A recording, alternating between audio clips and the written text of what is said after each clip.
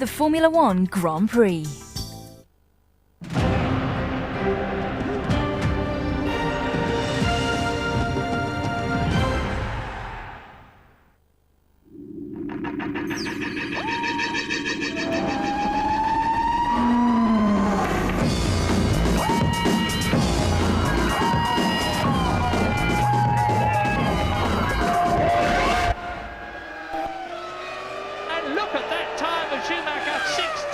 A second faster than Coulthard to the delight of the Pro Ferrari crowd.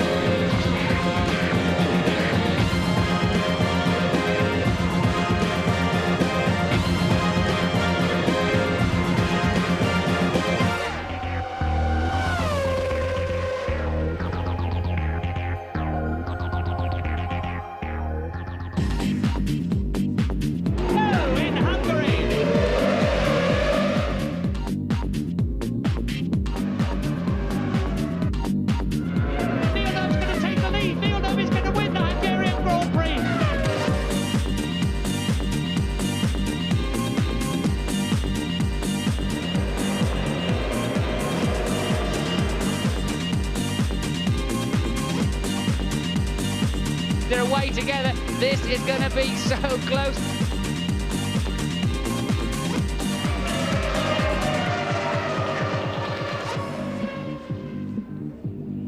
It's advantage Schumacher and Ferrari after qualifying. Now we wonder if the World Championship leader will come good again at the Hungarian Grand Prix.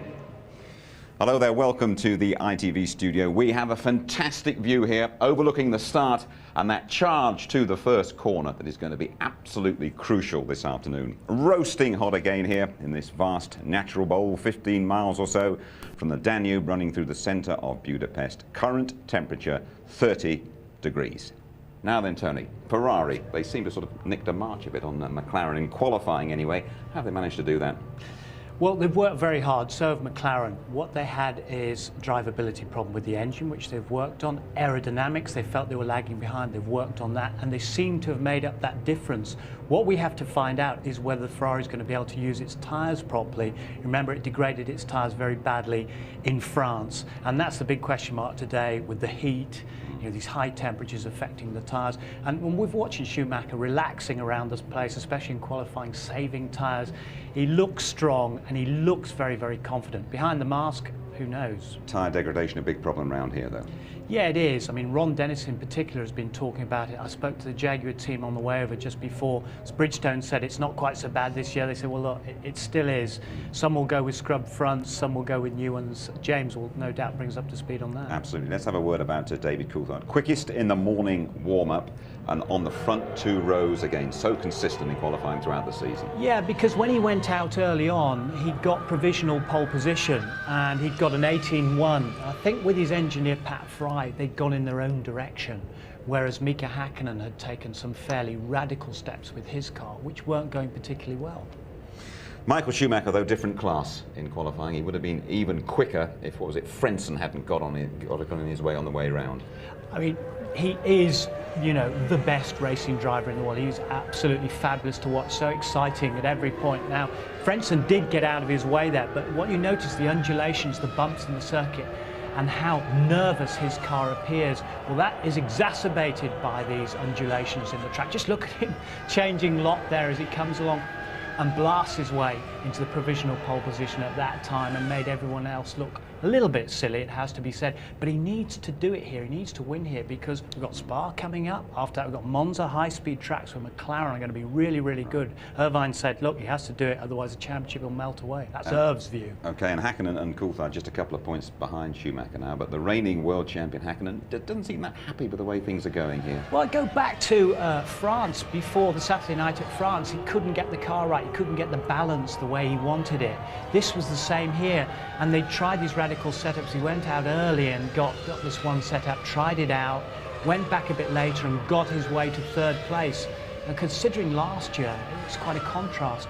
Now, then David went back out, had another go, and he maintained then the second place, although he got slightly quicker. I think he got a tenth or so more, shaved off that particular time. But again, he's coming back from an accident in Valencia, quite a high-speed accident. And again, the steely resolve you're seeing in the guy. He's up there, front row, and the two fittest guys in motor racing at the moment on the front row of the grid. Tony, we have to give a big qualifying tick to Williams, Ralf Schumacher and young Jenson Button. It's very, very impressive, BMW and Williams, the way they're so competitive this season. Looks a bit like an old sort of First World War biplane sprouting wings on the top of the airbox and goodness knows what, but very effective. That car has been quite cumbersome, quite heavy on slow bends and on slow circuits. They've got a revamped qualifying engine they used in the BMW, and they've also got revised aerodynamics, which Jenson was able to use, and I was very impressed with Button. He was just 3 tenths behind Ralph. He's never been here before. I mean, superb. So there we are then, Tony. Michael Schumacher on pole for the 4th time in Hungary. That equals Senna's record here. Take us through the grid. Well, what's Schumacher do? Is he going to go for it? Is he going to hang back a little bit? He's worried about the starts. Clearly, he's been practicing his starts. Coulthard needs to make the best start he's ever made. He's on the dirty side. He's been sweeping the track this morning during warm-up. And we've talked about the Williams BMWs. Barrichello said the track just doesn't suit him. Frentzen says a big test of man and machine today. Fisichella was blocked by Schumacher, complained about that. Button, very, very impressive. Salo in the top 10. Irvine here, big weight of pressure on him. Jack Nasser, the big boss of Ford, is here watching. Wirtz is recovering from his cut leg. He had an accident in Valencia as well. Truly very bad balance on the car. Now Deniz and Alesi had that big smash together at Hockenheim. There they are, side by side. I hope there's no fireworks from those two. Della Rosa has also said that their car is not suited here at all. Now look at the BAR Hondas though. No grip, no traction. They've been simulating that back at Brackley last night. Have they got a solution? We'll find out. Verstappen says just very, very, very bad with the car. And then at the back, the two Minardis.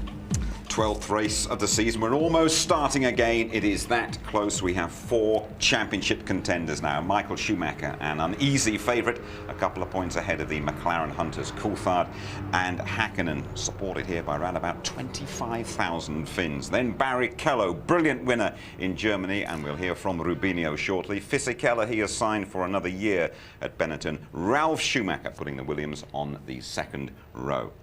In the constructors, Ferrari and McLaren are going at it toe-to-toe. 76 points behind come Williams, and they're followed by Benetton, British American Racing and Jordan. That is a massive and disconcerting gap between the big two and the rest. More on that topic now from James Allen. Ferrari and McLaren have 200 points between them this year, while the next place team Williams has just 22 points. All the races this year have been won by drivers from the top 2 teams. So why is the gap so big, and what chance have the others of closing it up? McLaren has been the benchmark team since 1998, when Adrian Newey arrived from Williams. His first design for McLaren was a revolution, and the others are still trying to catch up. At the first race that season, it was 1.7 seconds a lap faster than the next car. So what is the magic ingredient the other teams need to close the gap? I arrived at a time when there was a major regulation change, which I generally enjoy. It allows you to do things that perhaps you couldn't do, or allows new avenues to explore. What happens is, with a new set of regulations, the best resourced teams tend to read it better. They have more research facilities, and so expect to see a big gap to start with, and that slowly close up as, in effect, other people copy.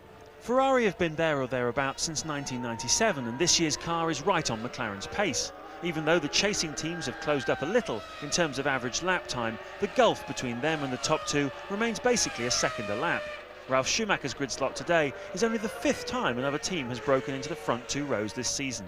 Williams didn't expect to be this close to the front runners in BMW's first season, and once the engine's developed, they'll be hoping to find that extra second a lap. I think, yeah, let's go for a good lap, and you've got a McLaren or a Ferrari in front. It can feel a bit strange sometimes when they're pulling away and you know you've done a good lap, the limit of the car, and they're still pulling away. But again, I think with all the engine manufacturers coming back into Formula 1, including BMW and also Toyota, and Renault coming back in, I think it's great for the sport, and I think it really is going to close the gap up next year. Last year Jordan were best of the rest, but they've not picked up where they left off. At this stage last season the team had 42 points, today they have just 11.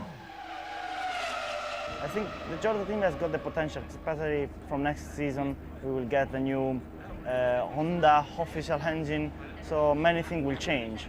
And we are sure that we will do a step forward, and for sure we will close this gap. We don't know at the moment how much. Jaguar have fallen back from the benchmark pace of McLaren. Last year as Stewart, they regularly qualified in the top 6, but although Jaguar have one of the best engines in the field, the back end of the car is giving real handling problems. We will do it. You know, how long it's going to take us, I don't know, but we will do it. Over the long term, I think we have more chance than anyone. I think the Jaguar name is going to really help us attract the right people. So who else might make the leap to McLaren and Ferrari's level? Will it be Benetton with Renault power, or will Honda push BAR to the front? One thing's for sure, the top 2 teams will keep moving forwards as well. So then the challengers all talking about tomorrow's, Tony, but having 2 really great teams is not healthy for Formula One, is it? Well, no, not right now, but actually the back of the grid teams made the biggest jump over the winter time. That was because of the stability of the regulations. The thing is, it's not a case of the haves and the have-nots as it was before, because, you know, Honda, Jaguar, Renault coming, they've got it and they will close the gap. I think the people most likely to are BMW and Williams, and we'll have a top 3 next year and the others pushing to join in. So it's getting better all the time. Why do you feel Williams are going to be the ones to emerge again from the pack? Well, the strength and depth of their experience, because they're real racers, because BMW, I think, have been very impressive in their first year back. See here, they've got reliability in the engine now, and Dr. Mario Tyson, their engine boss, has now said we're going to concentrate on speed. So you watch them, they're going to be pretty impressive in these last 6 races. But the big 2, they're not going to sit back and do nothing, are they? No, of course, but the regulations aren't changing as such. There's only that window of the parameters, and once the others start closing up, they've got the budget. They should then close the gap. Okay, Tony, thank you very much. Well, Formula One can be a very hard-bitten, a very cynical sport as well, but even the toughest observers, well, they reached for their handkerchiefs when Rubens Barrichello won last time out in Germany, his first win in 123 starts. In a way, I have to enjoy this moment as much as I can. And I'm sure all the wins will come, but it won't be as nice as the first one. Probably up to now, I'm still walking on the clouds, because basically I've been waiting for this moment for such a long time that, you know, when I spoke to Ross a week after the race, he was actually asking me, can you stop talking about the race? And it was actually, you know, he brought me back to earth in a way. It's taken Barrichello 123 races to reach the top step of the podium. No man has waited longer, and few victories have been so universally popular. Ferrari weren't the only happy people in the pit lane. Even Rubens' rivals were pleased for him.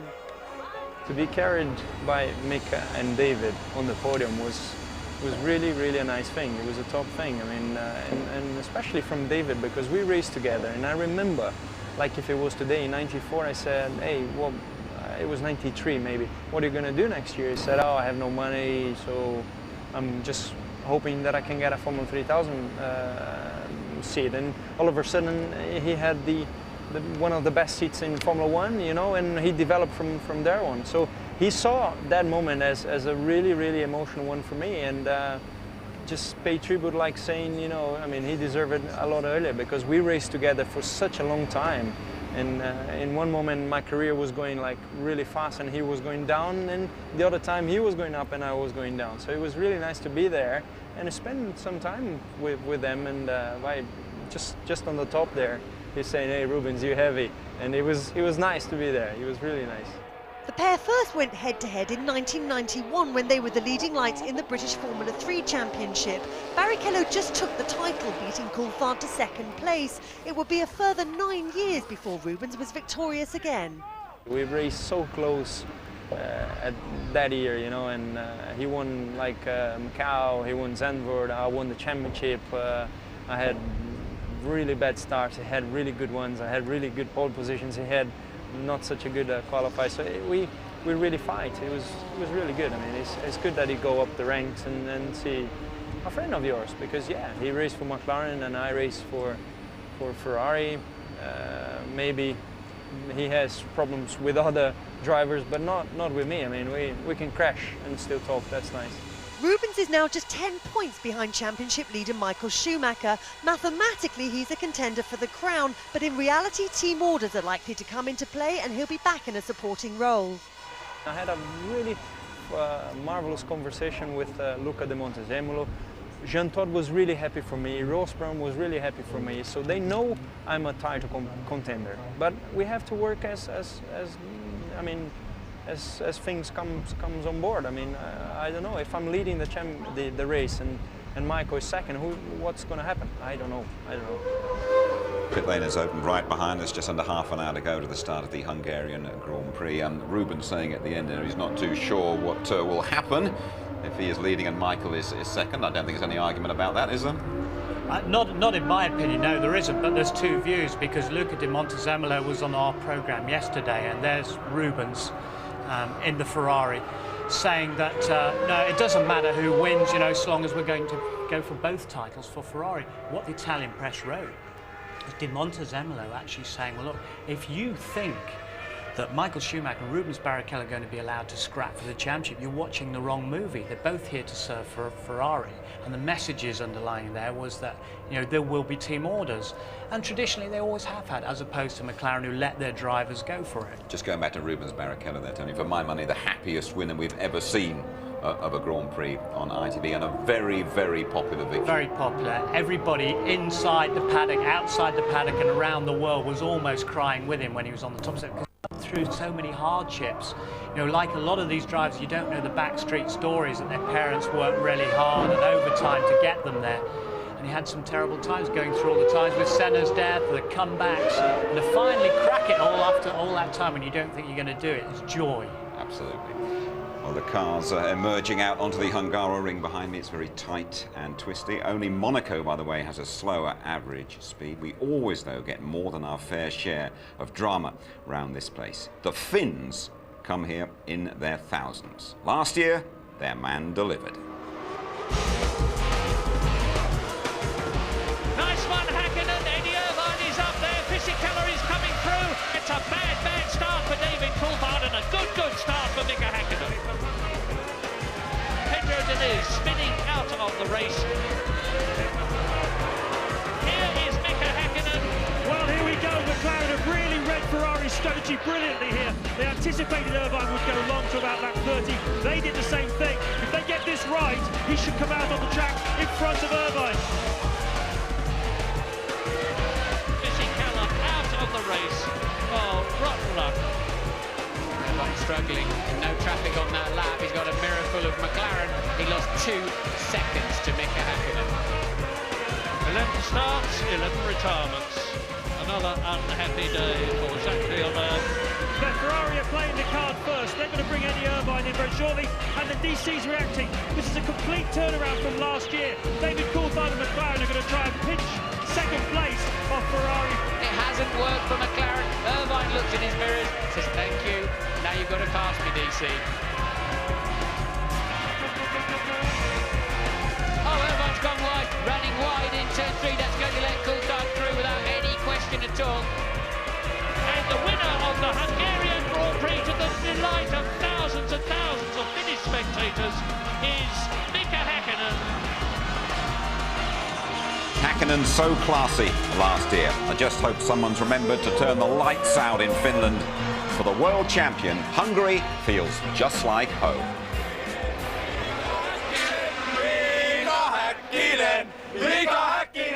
Well, Hungarian Finnish people, they think about the lights the same. You know, the language is the same, and they think about we are like a cousins together. They say that we have the same language, but we don't understand what they are talking about. Understand each other. Mika Häkkinen! Mika Häkkinen! Mika Häkkinen! I think Finnish people are very proud of him, what he's doing and everything for our country. He's cool. He's Iceman. He don't lost his nerves. Here is white. I like this. He's always driving with his brains. Not like Michael Schumacher. I think that Mika is the typical Finnish man. He's a little bit shy and a little bit quiet and he's not so proud like Schumacher is. I have a message to say. First lap, show me out.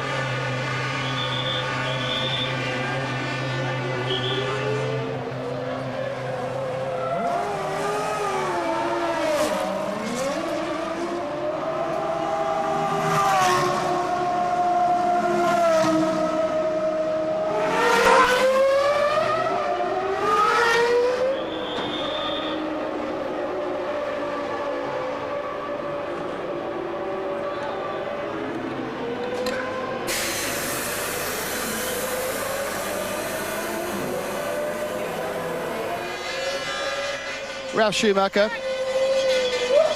just avoiding the car. Ralf Schumacher, best qualifying of the season so far, a good chance. What's the main challenge of this race? Well, I mean, I think we have a good chance to score points anyway, and if not, to come on the podium. I mean, we are on the dirty side. That's a bit of a shame to start, but we'll see how the race goes on. Now, during the warm-up, you were trying very hard, as was Jensen, to clean up this side of the track. Will that have much effect? Well, I hope so. We'll see. We'll find out at the start. Thanks a lot, Ralf.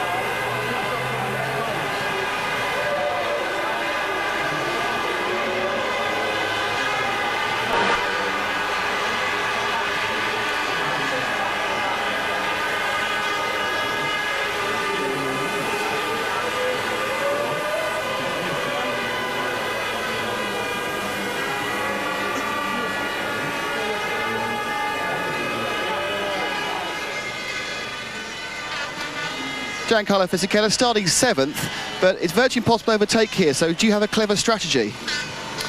Well, there is no point to overtaking here, and it's very important, the strategy, the start. I think all other drivers are on two stops like us. Maybe someone in front of us, maybe 3. It will be a very difficult race, very tough race for physically, and even for the car, because it's very, very hot. How have you prepared for that heat? Have you been drinking a lot more all morning? Have you been drinking a lot more all morning?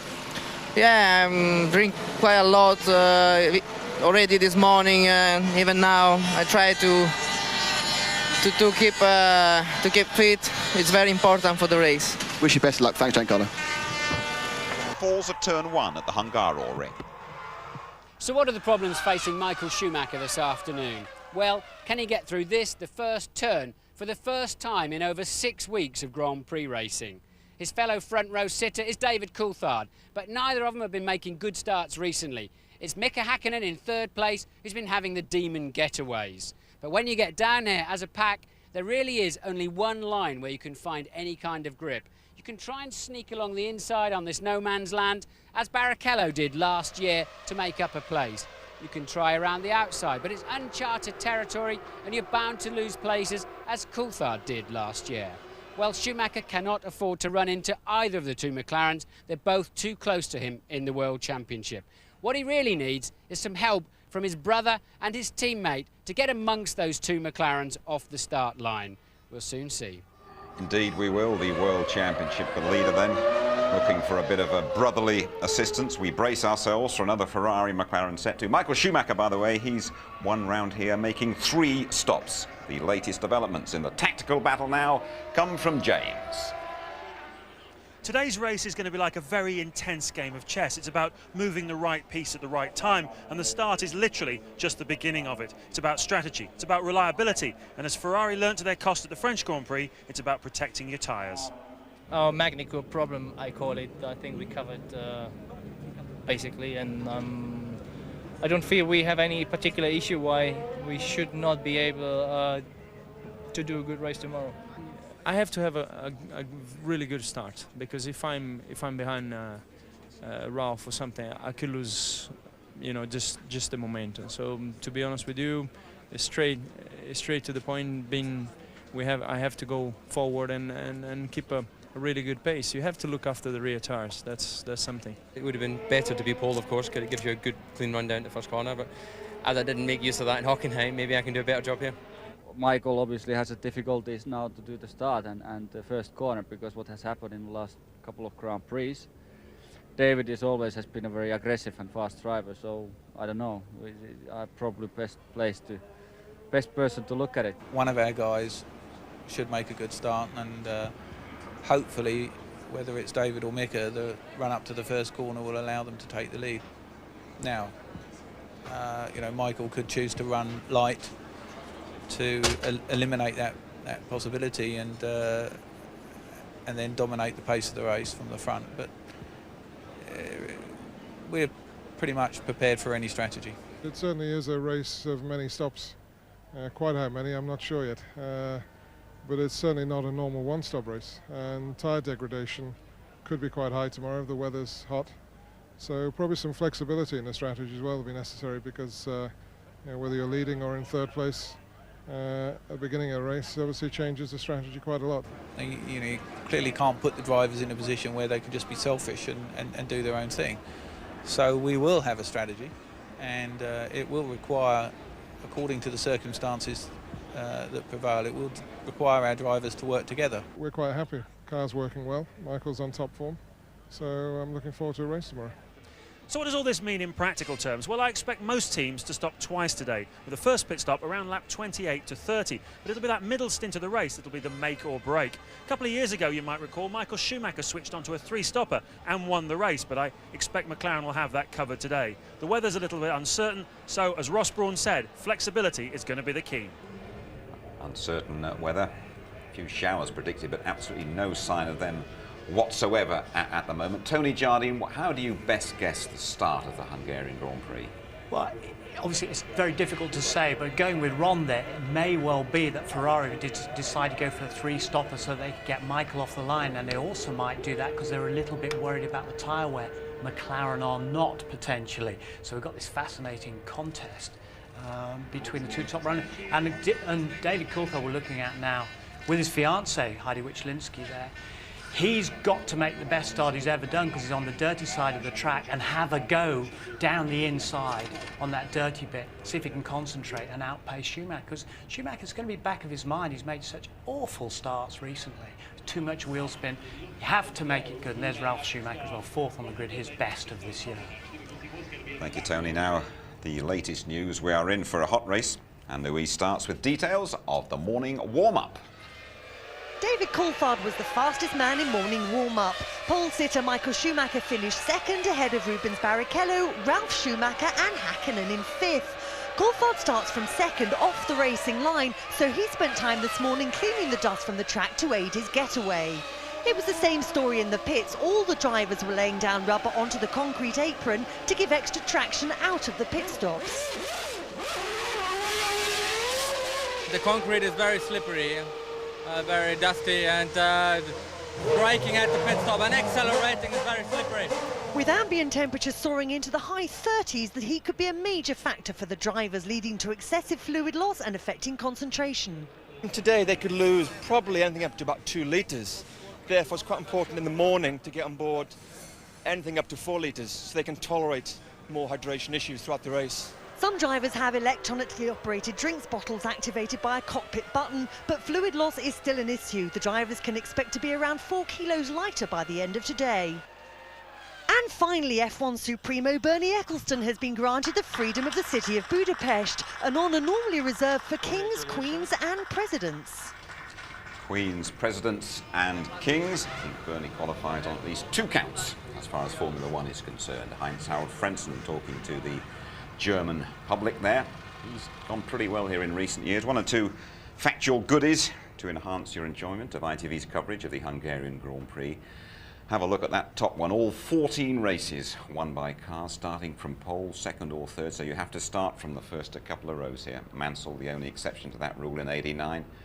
Brilliant record for Williams. They won 7 last year, the only year not in the points. Coulthard finished 3 times in 2nd place here. Number 2 car has never won, and neither has Coulthard. Alesi and Verstappen, the big retirers in 2000. Deniz on the back of Barrichello's victory, now the most experienced current driver without a win. Let's go down to the grid and have a word with Martin. Hey Martin, I was in the lift last night and a bloke says to me, he said, I know you, I'll get it in a minute. You're that Martin Brundle, aren't you? So you can forget Grand Prix racing, you're one of us now big time. If only I had your smooth good looks, Jim, I'd be away. But welcome to the grid. So 6 races to go, 4 drivers in with a chance of the championship.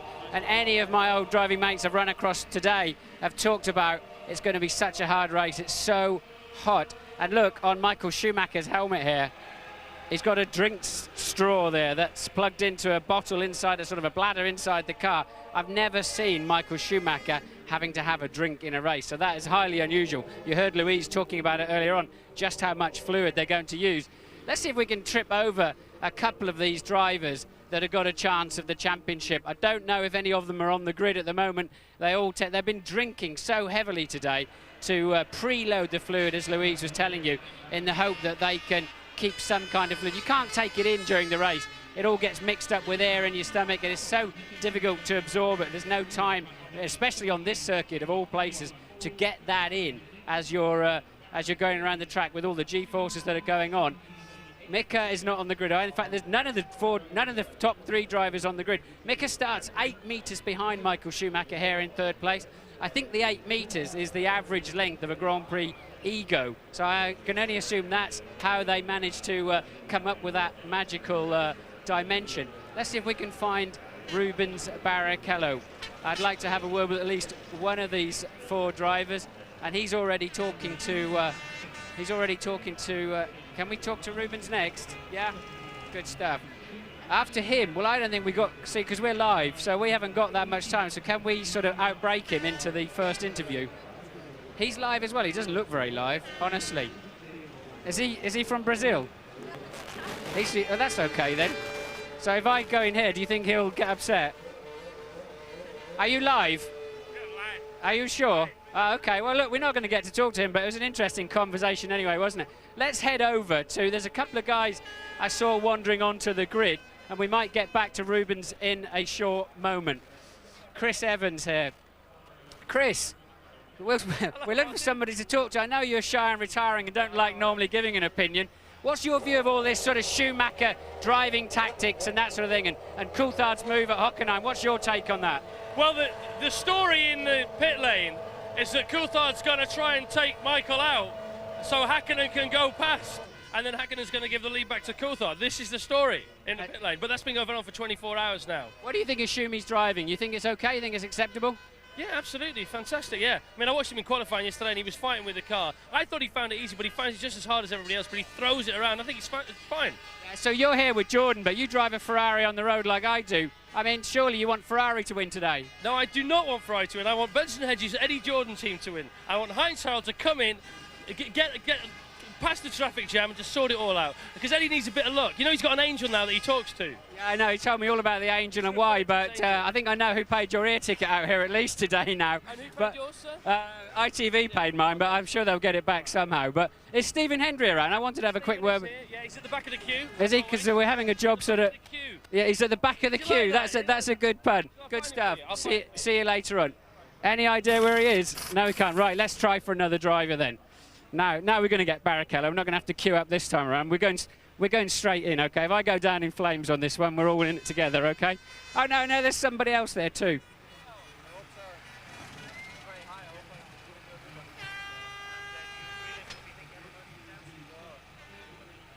Rubens.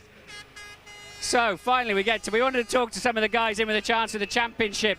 You're not where you would want to be on the grid as you were in Hockenheim, but what chance have you got today? Well, if you think that maybe I only had a chance to be 4th yesterday, because this side of the track is so much nicer, I might as well be 5th and have a good start. So the chances are, you know, have to get on the train and off you go. Strategy. Have you got the car underneath you today to be attacking like you did in Hockenheim? Well, I tried to make it because yesterday it was very difficult, but this morning I was much happier, and I'm okay. Right now I just made more changes. Good luck. Thank you. Back to the studio. Well done, Martin. You got your man in the end. Michael Schumacher on pole in the Ferrari. He's been paying special attention to his starts. David Coulthard right alongside. Never won in Hungary. Mika Häkkinen, the Iceman, carrying massive Finnish support. History tells us don't look beyond the first 2 rows for the winner unless your name is Nigel Mansell. The Hungarian Grand Prix is next.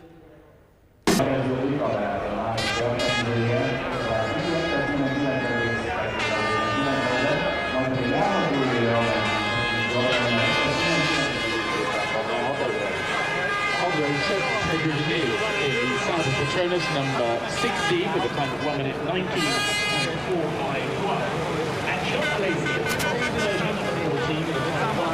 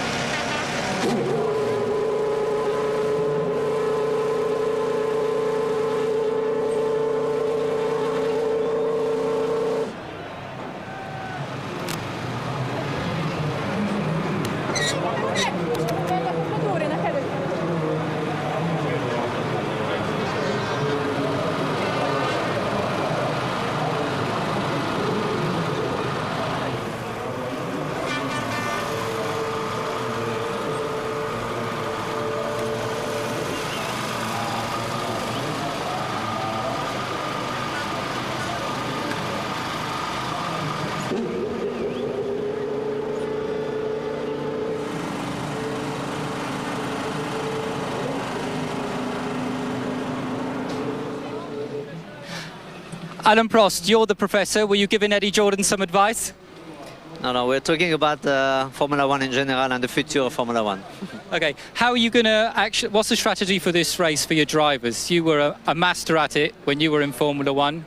What do you advise them? Yeah, you know, some races you can have some different strategy. That's the kind of race where it's very difficult to have a different strategy, because it's obviously you cannot overtake. It's very difficult to overtake. Very warm and difficult to handle the tire situation. Almost everybody on two-stop strategy.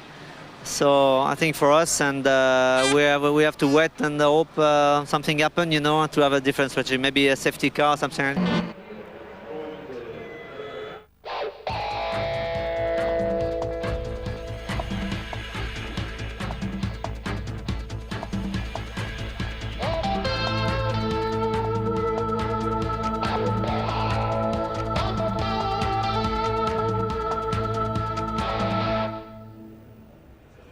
It is 32 degrees, 44 and rising on the track. ITV Sport welcomes you back to Budapest for the Hungarian Grand Prix. Will Michael Schumacher lose his championship lead for the first time all season?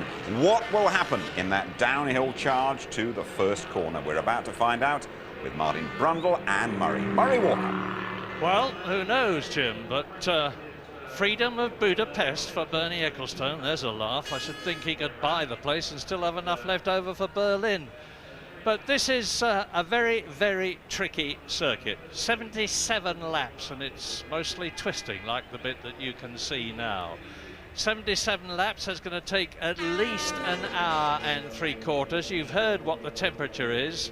The air temperature, as I talk to you, is 32 degrees. The track temperature has gone up to 44 degrees. Now remember that the drivers are wearing Nomex underwear, long johns, long sleeve vests, 3-layer protective overalls on top, balaclava helmets, a helmet, the racing boots, the gloves. They're sitting in a very constricted cockpit. The cockpit temperatures are probably going to be about 50 degrees for an hour and 3/4 while you're trying to get in front of the man ahead of you. Stop the man behind you from getting past you. Stop somebody from sidling through on the inside. It is an enormously physical circuit. It is terribly difficult to pass on, but there is a man who's got the drop on all of the rest of them. Michael Schumacher starting in pole position for the 5th time this year. But remember what happened to him in Germany 2 weeks ago. He got punted off by Fisichella. Remember what happened to him in Austria 4 weeks ago. He got punted off by Ricardo Zonta. Remember what happened to him in France. His engine blew up. Remember what happened to him at Monaco. His rear suspension got cooked by a cracked exhaust pipe. Totally unpredictable what is going to happen in this race. All that you can say at the present moment is that the 2 fastest men this year in Hungary are up at the front on the grid.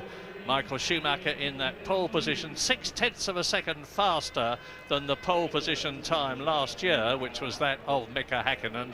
You can say too that David Coulthard has out-qualified again Mika Häkkinen, who was so much the top man of 1999 in terms of being up at the front of the grid. And what a sensational, and I use the word advisedly, performance from Ralf Schumacher, 4th on the grid in the Williams BMW, admittedly with the advantage of a special qualifying engine, which his teammate Jenson Button did not have, by the way, and he's 8th on the grid.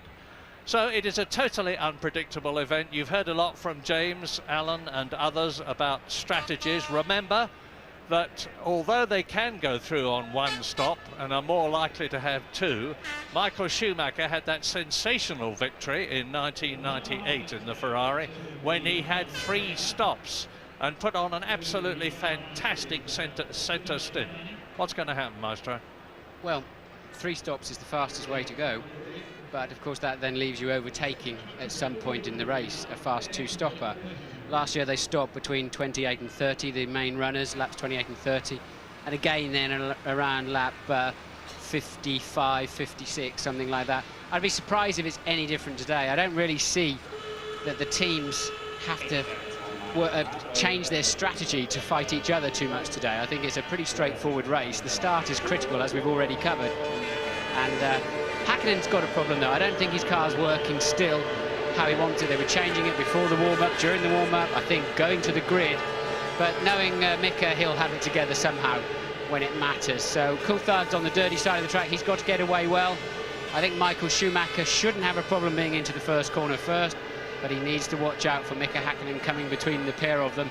He seems to have the start hooked up, his clutch action and the way he applies the power seems to be more consistent than his main championship rivals. So the start is critical, as we've covered, and then it'll just be settling in for what looks like a long and very, very hot afternoon. And so say all of us. 800 horsepower and a clutch about the size of your clenched fist. Bit of a new fashion here at the Hungaro ring. Look for the chimneys on the side pods of the McLarens. Well, Ferrari have got them for the first race, and so have the 2 Williams cars. And we're riding now with Ralf Schumacher, or we were, as into turn 1. It's 180 degrees, a very long, falling right-hander. By the way, Johnny Herbert had to come in and change cars. You can see him in the Jaguar with the red helmet in the background. Now you've got the start of the climb up to turn 5. They do about 175 miles an hour on the way up, and you've seen it all from the cockpit. Yes, it's a great track. I hear a lot about this being Mickey Mouse, but most of the drivers really enjoy this racetrack. It's quite a challenge. It's never ceasing in terms of work rate behind the wheel. And I think we've always had some exciting times around it. So easy to fall off the road with a silly mistake. We're on board with Eddie Irvine on that very corner last year. He ran wide, allowing Coulthard to go through and take that second place. So it's so easy later on in the race to make a simple mistake. And it's like Monaco here. I was talking to Lacey about this yesterday. You've been going for what seems an eternity, and they hang you a board out that says 50 laps to go, and you think you must be getting near the end, and it just takes the wind out of your sails a little bit. Well, Herbert is still in the race car, incidentally. They fixed it. Incidentally, you coined the phrase for the Hungaroring, did you not, Martin? Just like Monaco without the houses?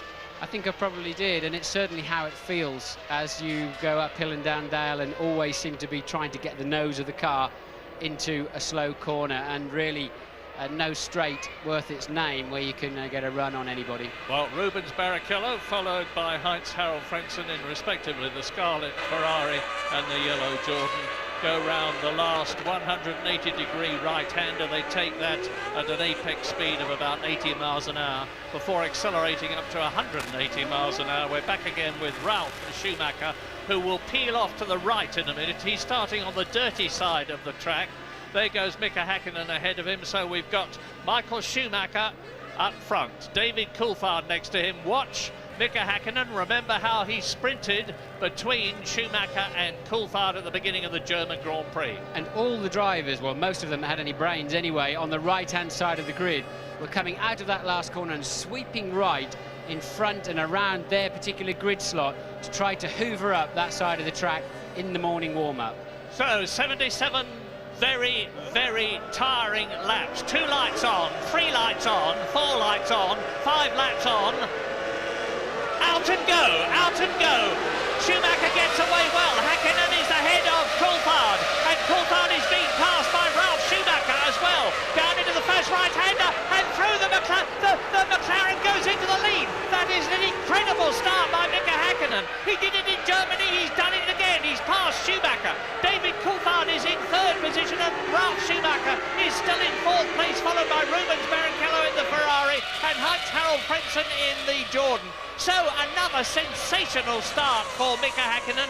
Now, does this mean to say that the Finn is on a long strategy, on light fuel to let him get away? We expected that with Michael Schumacher. I didn't expect it with Häkkinen. I don't think he is, Murray. I think he's just, as we said before the race started, Häkkinen has aced it with regard to the clutch, and somebody's off there, somebody's lost the nose of their car. It's the BAR of Villeneuve has lost the front wing, but Häkkinen just hooks up, and he seemed to get into 2nd gear better too. Schumacher away reasonably well, Coulthard an appalling start, but Häkkinen seems to be able to build momentum and keep it going more quickly and more strongly than the other 2 competitors. Well, the first 7 cars are the 7 that were on the grid up front, but there's a change right at the front because Mika Häkkinen leads Michael Schumacher. And Michael Schumacher's got a tussle on his hands now because it is so difficult to get past on this track, and Mika Häkkinen is not about to move over. No, so blistering one from Häkkinen, he's certainly keeping that. Now watch, Coulthard just bogged down, didn't get away at all. Oh, they've cut away from that replay, and Häkkinen just literally sprinted between the pair of them, and seems like he gets into 2nd gear. Maybe he pulls it a little bit later than the others and just keeps building acceleration. Then Coulthard had to keep really tight around the outside of Ralf Schumacher and managed to get track position down into turn 2. Critical move there for Coulthard. It keeps him in touch with these 2 pace setters, but I think Schumacher will undoubtedly have a faster car than Mika Häkkinen in the race. There goes the nose of Villeneuve. He's run into the back of De La Rosa in the arrows, and we don't know if he's done any damage to that arrows. And they're both in the pits. There is the BAR getting a new nose cone, but it's destroyed the race for Jacques Villeneuve, who of course won it here in 96 and 97 in the Williams. And De La Rosa in the pit too, so maybe he did get some damage to his rear tire. De La Rosa you saw smoking away behind the picture there of Villeneuve. But look at this, the 3 top men in the World Championship, the 2 McLarens sandwiching Michael Schumacher in the Ferrari. Häkkinen, Schumacher, Coulthard, and they're breaking away now because Ralf Schumacher is a bit of a roadblock. There's a gap behind Coulthard, and then it is Ralf Schumacher in the Williams BMW. David Coulthard is the fastest man on the track at the moment, and Rubens Barrichello is bottled up by Ralf Schumacher's Williams BMW. Barrichello in the second Ferrari, and he's not even looking like getting past him. No, Coulthard fastest in the warm-up this morning, Hakkinen off the pace. The two Ferraris really just about matching Coulthard's pace, so it doesn't surprise me to see that Hakkinen cannot make a break for it, Murray. So the question now, and it's very early in the race, of course, we're on lap 3 out of 77 laps, is what about the strategies? When are they going to come in and take on more fuel and new Bridgestone tyres? All I can tell you at the moment is that David Coulthard, he keeps on accelerating and closing up to David Coulthard. He's put up the fastest lap. Here's the replay now. There is Michael Schumacher getting away. Watch Mika Hakkinen behind the Ferrari. David Coulthard almost bogs down. Ralf Schumacher gets his nose ahead, but David Coulthard fights back, and Mika Hakkinen goes through on the inside of turn 1, just as Rubens Barrichello did in the Stewart last year to make up places. That is where Hakkinen was absolutely brilliant right at the start, as he was at Hockenheim. Yes, look at the back of Coulthard and Ralf Schumacher there. They were incredibly close to touching, but managed to get away with it. And now Hakkinen has pulled a slight advantage and does a very, very fast lap, 6/10 faster than Schumacher. Whether Schumacher made a mistake while we were having that replay at the start, I don't know.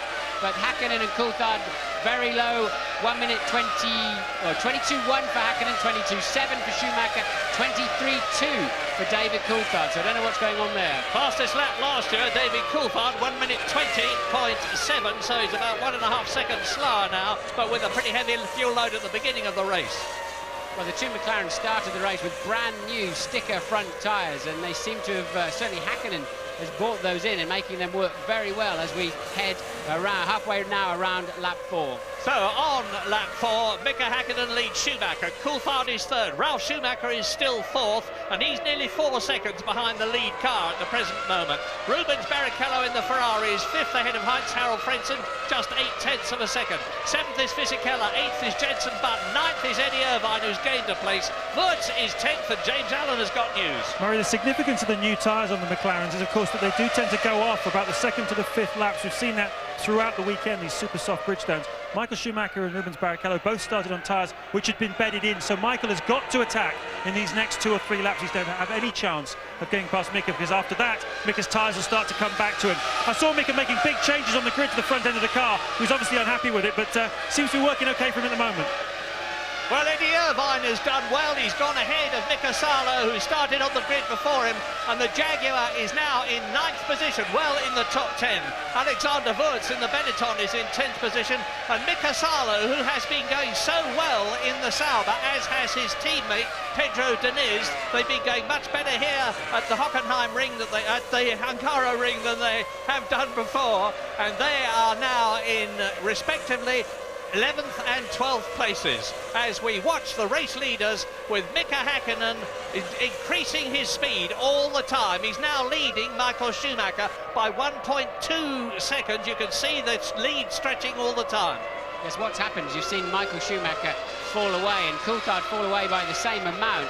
I think those first 2 or 3 laps tucked up in the slipstream of Hakkinen's McLaren has probably done some damage to their tyres. Hakkinen there understeering quite badly, as it happens through 11 and 12, but Hakkinen now clearly has the superior pace through the middle section, the critical slow part of this racetrack with all the little left rights and just 60-70 mile an hour corners, and he's going to extend that lead this lap yet again. Well, interesting, because during the warm-up this morning he was 1.2 seconds off the pace. You're right, Martin, it's now 1.5 seconds between Hakkinen in the lead and Schumacher in second place. And Hakkinen was testing different fuel loads this morning. It certainly seems to have worked, because look at him now.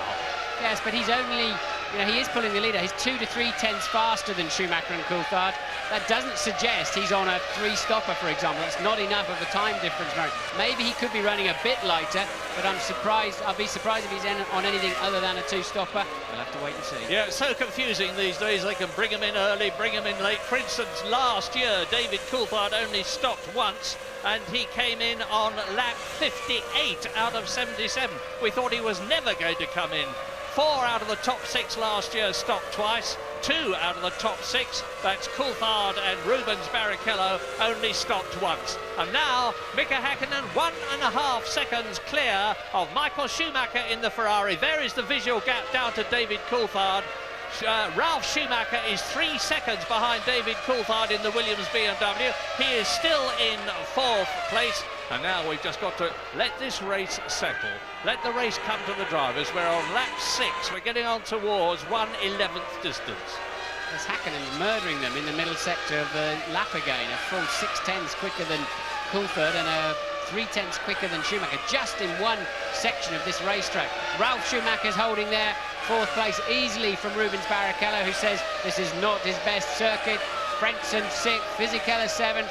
Button there, running well in 8th, Eddie Irvine 9th, and Alexander Wirtz rounding out the top 10, just in front of the 2 Saubers of Salo and Dinitz. Now you're looking at Eddie Irvine's Jaguar, and the good news is that it is slowly getting better. They've had and are going to continue to have a very rough time. We're riding with Irvine now, but Neil Ressler, the new top man at Jaguar, is not too unhappy with the way things are going. They know they've got an enormous amount of work to do. The Cosworth engine is very good, but it's the back end of the car in particular, the handling of the car, that needs to be improved, and there's a lot of work to do on the infrastructure of the team. But Jaguar has put everything into Formula One, and they will get their reward eventually. Yes, they could do with the result today, though, Murray. There's every boss of, for example, Nasser of Ford, Rietzler of Jaguar, and all of their sponsors, just about every Supremo that's involved with that car you're looking at is here today, and they certainly could do with putting on a show in front of that collection.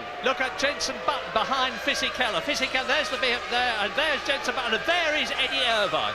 Häkkinen 1:20.895. Now he's on some kind of spectacular pace. That's absolutely amazing. Yeah. That's more or less what he did in the warm-up this morning on his best effort. So Häkkinen has either got less fuel, or those changes they've been making all weekend to that car just suddenly hit the sweet spot. Well, if he's got less fuel, and that means to say he's going to have to come in early, he needs to get a... And Irvine takes Button. I think Button ran wide into turn 1, and Irvine taking over that 8th place. I think Jenson got out as Fisichella recovers onto the track too.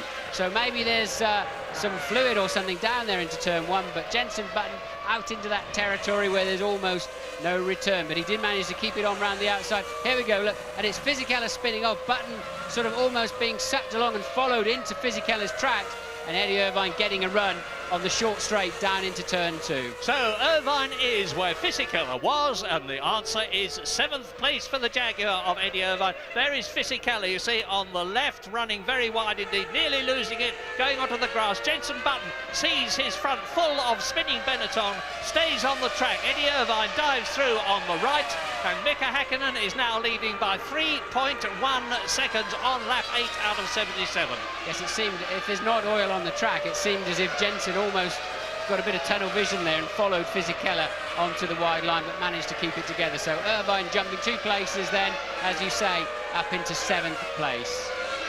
McLaren leads, Ferrari 2nd, McLaren 3rd. Looking good for Woking. Williams BMW is 4th and Ferrari is 5th. Rubens Barrichello is 1.4 seconds behind Ralf Schumacher's Williams BMW, and the Brazilian seemingly cannot do anything about it. He's not right up tight behind the Williams BMW. He needs to be, because he needs to be pressuring Ralf Schumacher, and David Coulthard is now on a really quick lap. He's gone through the first sector of this course, which is 2.5 miles long, faster than anybody else has gone.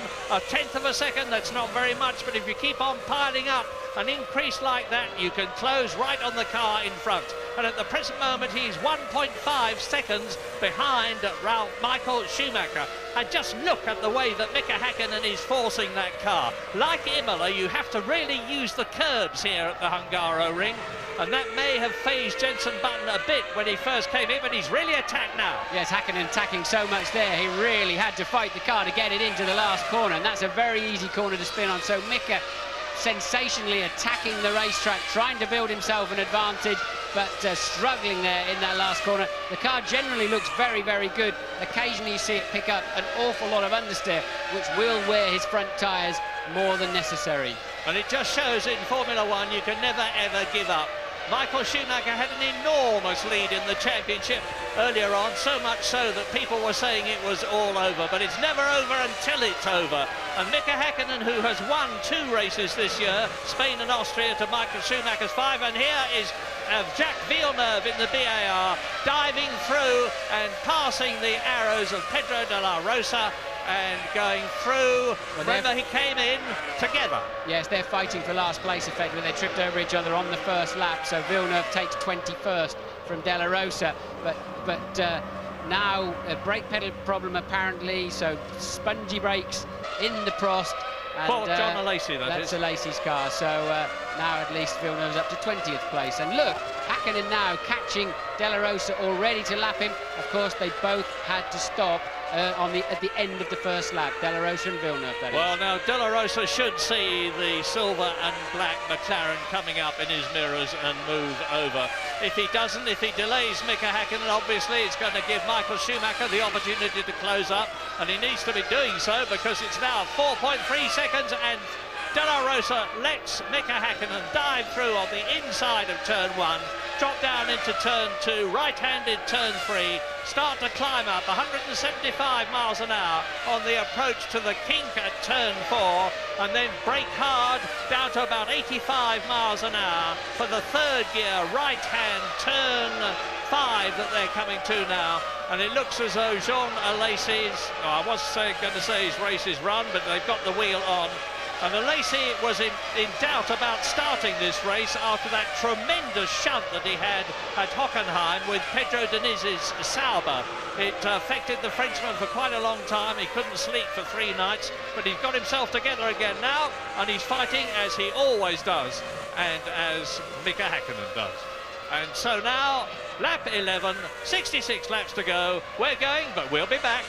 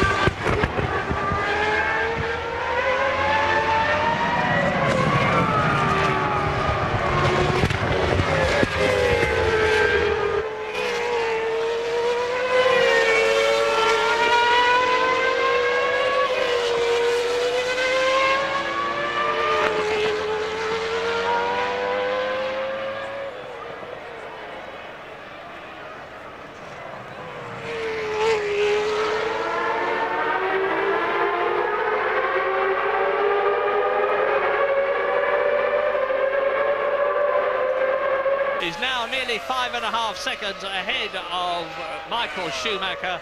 Jean Alesi, the Frenchman in the Prost car, is out of the race, the only retirement we have had so far. And David Coulthard is again forcing and closing on Michael Schumacher.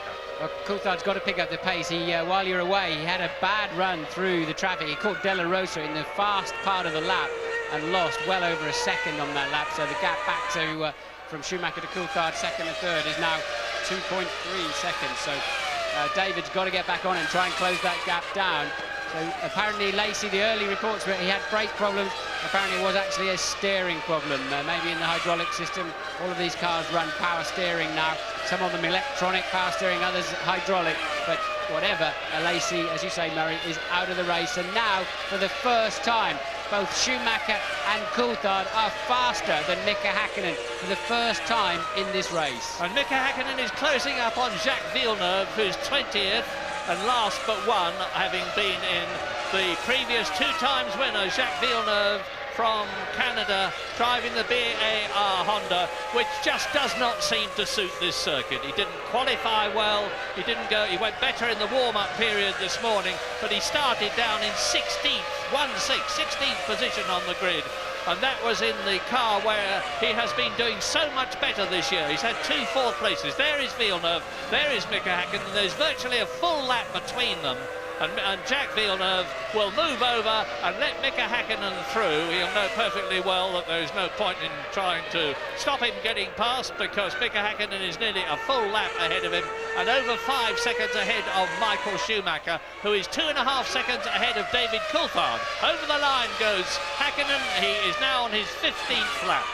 Yes, a lot of understeering that McLaren still. It's building slowly, so it depends. We're going to have to wait until very early 2021 to see if Häkkinen comes in, see if he is running a lower fuel load, but meanwhile he's picking up some understeer, and now Schumacher and Coulthard are pegging him and slightly reducing his advantage. Now 4.9 seconds that Schumacher is behind Häkkinen. And Lacey, as I talk to you, is rejoining the Hungarian Grand Prix. They fixed whatever the problem was. We now have no retirements, I'm glad to say, and you can see that Mika Häkkinen is carving his way through the field. He's losing time, but of course Michael Schumacher, who is catching him at the present moment very slowly as a result of Mika Häkkinen losing time in traffic, is going to then have to pass those cars himself. He's going to have to pass Jacques Villeneuve. He's going to have to pass Marc Genet, who is the next target for Mika Häkkinen as he comes down to the bottom chicane, turns into the second gear, 55 mile an hour, turn 13, up to the double right-hander, turn 14, 15, which completes the lap. He's going to go through into his 16th lap. Michael Schumacher had got the gap down to 4.9 seconds on the previous lap. Mika Häkkinen has had that little bit of slowing because of traffic. How far is Michael Schumacher behind him now? And the answer is 0.2 of a second more behind him, 5.1 seconds. There is the German. Well, I am at a loss for this, to be quite honest with you. I'm expecting, therefore, Mika Häkkinen to come in earlier. Michael Schumacher also running very wide now in turn 2. A bit too late on the brakes, and Michael just clinging on, tiptoeing around the outside of where there's any grip in turn 2, and just managed to stay out of the grey on the outside, which would have meant a little trip across the grass. So Michael also struggling for grip now, and Mika has just done a stunning first section time, 25.5. Now remember from yesterday, Murray, that was the hot ticket for pole position for Michael Schumacher, the section time that Häkkinen's just done on the first part of the lap you're now watching. Absolutely. Well, Michael Schumacher there as Fisichella comes into the pits in the Benetton, and he's down in 16th position. Michael Schumacher must, from his point of view, get points in this race. He's still leading the World Championship, amazingly, by 2 points from Coulthard and Häkkinen, who are both tying on the same number of points, 54 of them. But Schumacher's got to get points in this race if he's to keep his World Championship hopes alive. Fisichella, who's spun twice already in this race, complaining of lack of rear grip, and he's stopped just to have some new tyres to try to fix the problem, and he's about to have the silver McLaren bearing down on him to lap him. Just 17 laps into this race, and a new fastest lap for Häkkinen, a 1:20.6. Amazing where Häkkinen has found this speed. He looked totally lost in the warm-up this morning. Yes, it is quite incredible. He's like Senna. You can never ignore the flying Finn, as he signs himself. And he's very much on a charge at the present moment. 16 Grand Prix World Championship wins behind him already. 2 World Championships. There were people who thought earlier this year that Mika Häkkinen, having won the World Championship not once but twice, had lost his motivation. He's certainly giving the lie to that belief now as he laps Fisichella and goes through. More news from James Allen. Well, sense of calm prevailing down at Ferrari, surprisingly enough. I can understand you're surprised at the pace of Häkkinen, but I was just looking back to a conversation I had yesterday with Ron Dennis of McLaren, and he said, you know, tomorrow, James, we're going to cover whatever Schumacher can do. We're comfortable, but we're not going to send those drivers out to be selfish. We're going to send them out to do a team job for us, and that means they're going to be doing different things to cover whatever Michael may do. And that's what I think is going on here. I don't think there's a lot less fuel in Häkkinen's car. I just think he's driving the wheels off that car at the moment, but for sure there's a slight variation in what he's doing, what Schumacher's doing, and what Coulthard is doing, and that variation could well lead to the result of the race at the end. Things very static at the front, to be quite honest with you. Michael Schumacher is still just over 6.4 seconds behind the leader, but he's staying ahead of David Coulthard. And now Ralf Schumacher, as Coulthard starts to go through the traffic, is closing marginally from 4th position in the Williams BMW on the McLaren in front of him and easing away from Barrichello. Ralf Schumacher is actually lapping about 0.4 seconds faster than Barrichello in the Ferrari in 5th place. Frentzen is still holding 6th position. Eddie Irvine is still 7th. There's a bit of traffic ahead of Michael Schumacher, but I hear what you're saying, James, but unless Häkkinen pits in the next 2 or 3 laps, and Michael can carry on for another 4, 5, 6 laps after that, Häkkinen's giving absolutely nothing away. He's out there racing and he's leading the Grand Prix on speed and merit at this point, unless he has to pit in the very near future. Now we should see something, because remember, Häkkinen has passed Villeneuve, and Schumacher there is catching the Canadian in 20th position in the BAR and gets the advantage of the straight. Jacques Villeneuve moves over. Schumacher loses no time at all there, so that will have helped him. Now ahead of him there's Fisichella in the Benetton, who has just rejoined the race. I would expect the Italian to move over and let Michael Schumacher through similarly. But meantime, the gap is 6.5 seconds. Mika Häkkinen leading by 6.5 seconds. Very reliable, this race. No retirements. Alesi's been in, but now he has, as I talk to you, he has retired from the Hungarian Grand Prix. 21 still running. Bit of chat in the press, in the Italian press. Fisichella moving easily out of the way. Remember, those two tangled at the start of the German Grand Prix in Hockenheim. But Fisichella being lapped in this instance, giving no problems whatsoever. And now it's down to Coulthard to clear those 2 cars. So Häkkinen leads by 6.5 seconds now over Schumacher, who's 3.3 ahead of David Coulthard. Ralf Schumacher further 7 seconds down the road. Barrichello 1.6 behind Ralf Schumacher, and Frentzen another 7.3 seconds behind Barrichello. So the top 6 fairly well strung out. And here's a bit of background news for you as things are at the front. You've just heard from Martin. I have every reason to believe that Jenson Button has now officially signed to drive for Benetton next year.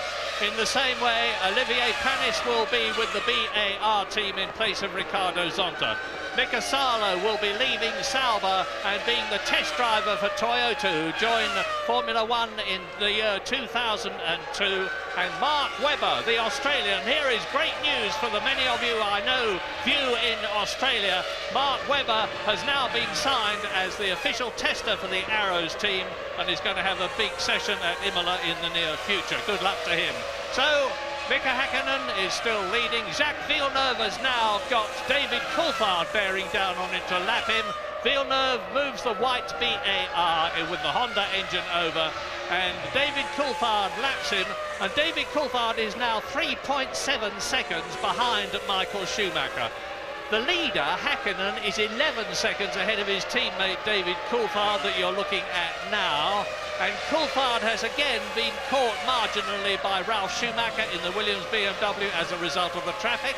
We're on lap 20 out of 77, just about 25%, 1/4 distance completed for the Hungarian Grand Prix.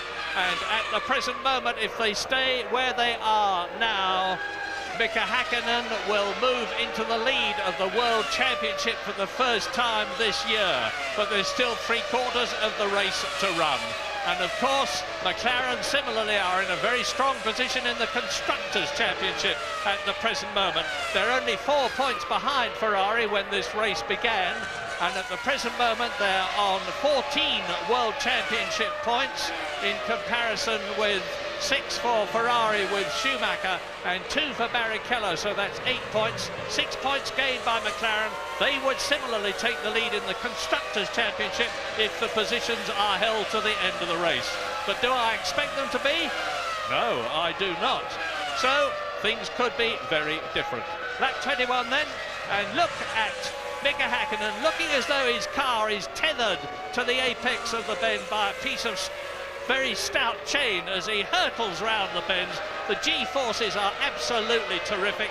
There are those chimneys on the side pods that I was talking about. Now we're into your window, Martin. We're on lap 21. Is Häkkinen going to come in? Is he on a light fuel load? Well, no sign of activity. We're looking from our commentary box straight into the McLaren garage, and no sign of activity whatsoever in there at the moment. So Häkkinen carries on, and still he pulls another 3/10 of a second out of Michael Schumacher. The lead now up to 7.9, and Coulthard is the one struggling on pace. We know he's just had to clear that traffic, but Coulthard may be running long on fuel, but for whatever reason not showing. He's been fastest in every session with the exception of qualifying, hasn't he, where Häkkinen, Schumacher pipped him to pole, of course, but Coulthard, not showing the kind of pace we expected after the warm-up. Well, so what is Michael Schumacher going to be saying if they stay where they are now at the end, when they're in the interviews? I had a problem with the car, my tyres went off, I lost the gear, the engine wasn't pulling power. There's 56 laps to go yet, Murray. I think it's going to unfold, and we'll have the answers nearer the end of the race. But Häkkinen's car looks good, and he's certainly got an astonishing pace, lapping regularly in the 1:20s. The only driver who can get anywhere near that. And he is up to Marc Genet, the Spanish driver in the Minardi, who moves over and lets Häkkinen lap him. Genet is in 17th position, and Mika Häkkinen now sets his sights on the arrows of Jos Verstappen, the lead arrows, because Pedro de la Rosa is in 21st position, Jos Verstappen is in 16th place, and we're riding now with Eddie Irvine in 7th position, and just 1.3 seconds ahead of Irvine, you can see the yellow Jordan Honda of Heinz-Harald Frentzen. Now, Frentzen was 4th in last year's race. Jordans have not shown the promise, frankly, in the year 2000 that we expected them to do. They were 3rd in the Constructors' Championship last year. They're only 6th in the Constructors' Championship this year. They've only scored 11 World Championship points, and Eddie Irvine is more than holding Frentzen. Yeah, this is a good effort here from Eddie Irvine, no doubt about it, to be pacing along there behind Frentzen. Let's take a quick break. We'll be back for the pit stops.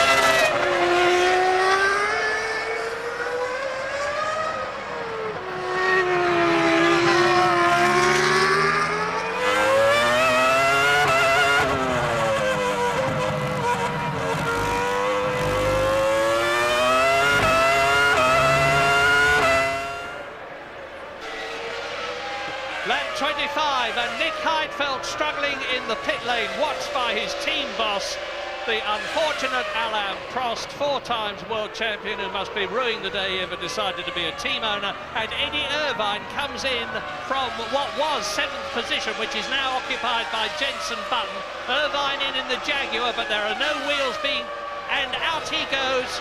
So Button is now up into 7th position, ahead of Eddie Irvine. 9th is Wurz, 10th is Mika Salo, and the other Mika Hakkinen that you are looking at now, coming through to complete his 25th lap, staying out much longer than we thought he would if he had been on a light fuel load, which he presumably is not. Is now just under 7 seconds ahead of Michael Schumacher, having made the fastest lap of the race, which is faster by 0.4 of a second than David Coulthard's fastest lap last year. That's absolutely incredible, a 1:20.268. That's 3/4 of a second quicker than Schumacher or Coulthard could turn, and he still hasn't come into the pits, confirming he is not on a light fuel load. So Hakkinen has just hooked that car up beautifully. James, what can you tell us? Well, I can tell you that Ross Brawn, the technical director at Ferrari, and Luca Baldisseri, Schumacher's race engineer, have been in very, very deep discussions for the last couple of laps. Ross is constantly talking to Michael on the radio as well, asking him what's the problem, and also thinking, what can we do to get ourselves out of this? I agree with you, Martin. I think Hakkinen is really, really on it today, and I think that's what's making the difference. Ferrari could try to put a light fuel load in Schumacher's car when he comes in 2 or 3 laps' time, but I can't really see what difference it's going to make. It just doesn't seem to have the car set up. If it was a tyre problem Schumacher had, he would probably have been in by now as well. It just looks like Hakkinen's got it at the moment. Yes, if they try and put a light fuel load in, they can maybe save 2 seconds on the pit stop and another 2 with a fantastic in and out lap from Schumacher or something, but that will still leave Hakkinen, who's 7.6 seconds down the road, clearly in the lead. So it's all laying in McLaren and particularly Mika Hakkinen's hands at the moment. They are controlling this motor race. Johnny Herbert, 13th in the Jaguar. He's being caught and about to be lapped by Mika Hakkinen. Here is the 2nd place man, Michael Schumacher, dropping back. It's 9 seconds now. Mika Hakkinen is indeed driving an absolute blinder of a race as David Coulthard goes through. Now look down and you'll see Ralf Schumacher. We haven't seen much of him as Villeneuve goes through, but here is the battle for 4th position between Ralf Schumacher, Michael's brother, in the Williams BMW. Out of the pits goes Jos Verstappen in 16th position in the Arrows, and Rubens Barrichello there in 5th position, the man who won the German Grand Prix at Hockenheim so brilliantly from 18th on the grid 2 weeks ago to move within 10 points of the World Championship lead. Cannot do anything about Ralf Schumacher. Ferrari mechanics in the pit lane, and will McLaren respond to that? There you see it for yourself. So who is it for? We don't know which one of the 2 Ferraris it could be to try to launch Barrichello past the Williams of Schumacher, bring him in early and give him a clear piece of track. They can calculate where Rubens would rejoin the racetrack, if there's any cars, if there's any traffic at that point of the race, and we'll see if it is indeed Rubens coming in this lap or whether they're choosing to bring, and it's Schumacher in the pits, and will McLaren respond immediately to that? So Schumacher actually had slightly less fuel than Hakkinen. So there's a surprise, and I would expect Hakkinen to come in on the very next lap. It's a good stop, is it? Yes, it is. 7.3 seconds for Michael Schumacher, and that means to say that David Coulthard will be up into 2nd position, and indeed Ralf Schumacher and Barrichello go through before Michael Schumacher rejoins the race. So now Mika Hakkinen, who has not stopped, is leading. David Coulthard is up into 2nd place, and he has not stopped, of course. David Coulthard is 2nd, Ralf Schumacher is 3rd, Barrichello is 4th, and down to 5th position as a result of his stop goes Michael Schumacher.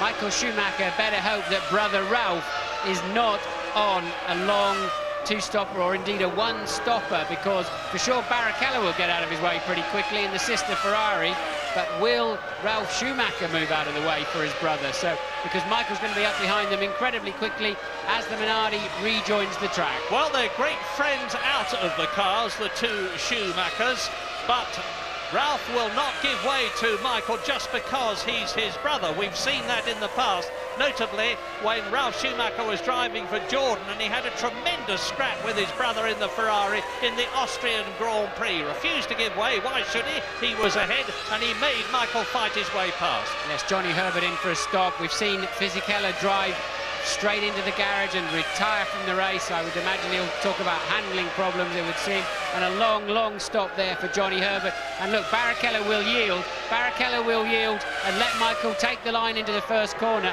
And where is Ralf Schumacher? He's in the pit. That's good news for Michael.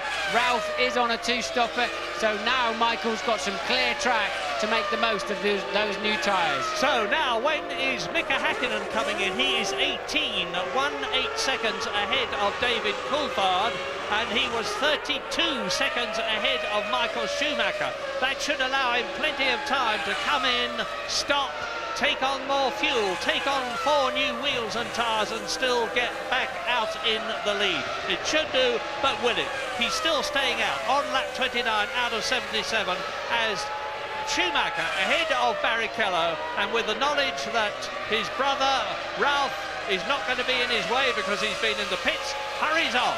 This is for position, but it's not really a fight. They are on a different strategy, so it's understandable. It's the right thing to do. It's team play. There's a team championship. It's a team sport, and there's no point in Barrichello holding Schumacher up, who's faster anyway. But Michael, on the 3 or 4 corners I've watched that car so far in this lap, has got horrendous understeer with a full tank of fuel. And into the pits comes Rubens Barrichello, the second of the top 5 men, the third actually to come in, because the Ferrari comes to a standstill, and those prongs in the ground are to touch the bottom of the car and release any electrical static to prevent the possibility of a fire in the pit lane. 6.7 seconds, that is 0.6 of a second faster than Michael Schumacher's stop. That's a nightmare scenario there for Rubens as a BAR and a Minardi. And look, he slots in this time around in front of Ralph, so that has launched him in front of Ralf Schumacher, and he should be able to defend that position as he's getting back up to speed. So that worked out very well for Rubens Barrichello. Indeed it did. A masterly bit of planning by the Ferrari team men, notably Ross Brawn on the pit lane. In comes Pedro Diniz from 11th place in the Sauber. We're on lap 30. Häkkinen leads Coulthard by 17 seconds. Michael Schumacher is third, 32 seconds behind. Mika Häkkinen stays out. My goodness, this is a fantastic drive because he's now on lap 30. He's getting on towards half distance. He still hasn't stopped. So he had a very heavy fuel load, not a very light fuel load. If he's one stopping, he'll come in on round about lap 38, and that would be amazing. Well, this is surprising everybody in the pit lane, with the possible exception of Häkkinen and his crew on his car, because he has not shown that kind of pace at any time this weekend. James, what can you tell us? This is absolutely fascinating. You know, I described it as like a game of chess. I can tell you that McLaren are going to make a stop very soon, and hopefully I'm going to tell you before I finish which of the 2 cars it's going to be. Look at this as a scenario, guys. Schumacher comes in on lap 27, stationary for 7.3 seconds. Now, normally that's 41 kilos of fuel have gone in. If that was a planned stop, he'd be coming back in again around lap 53 as the McLaren guys go onto the open, so there will be a stop shortly. But what if there was some fuel left in the Ferrari already? What if Michael's going to run longer than lap 53? And what if he's trying to box him in? What if Ferrari are trying to box in McLaren by short fueling Barrichello? He will be in front, you see, of Häkkinen when he rejoins. That's why they're bringing Häkkinen in now. I've described it as a chess game. Watch these pieces move. Well, here is Häkkinen anyway. James, I don't know where you are, but give me a shout if you're with Häkkinen. He comes. In he comes. New tyres going on. Ferrari have stuck with the policy of scrub fronts. McLaren have gone the opposite way. That's a very short fuel, though, to get him out in front of Barrichello. Has it worked? Well, we'll see. 7 seconds. That's the shortest of the... No, Barrichello was only 6.7 seconds. And 80 miles an hour is the pit lane speed limit. The track is clear. There is Fisichella coming towards us. Of course, he is well down the field. And here is the Ferrari coming down into turn 1, and it is Michael Schumacher. So the gap has come down considerably, but not nearly enough to satisfy Michael Schumacher, locking up his left front, still in third position behind David Coulthard, who is now the fastest man on the track. Coulthard leads the race because he would have overtaken Häkkinen. Häkkinen had a 17.6 second lead before he made the stop. So Coulthard will be leading the race now, but is in this lap. So the strategies are pretty similar as we expected. It's just an incredible pace from Häkkinen. I wondered if Coulthard might be going very, very long, but he's not.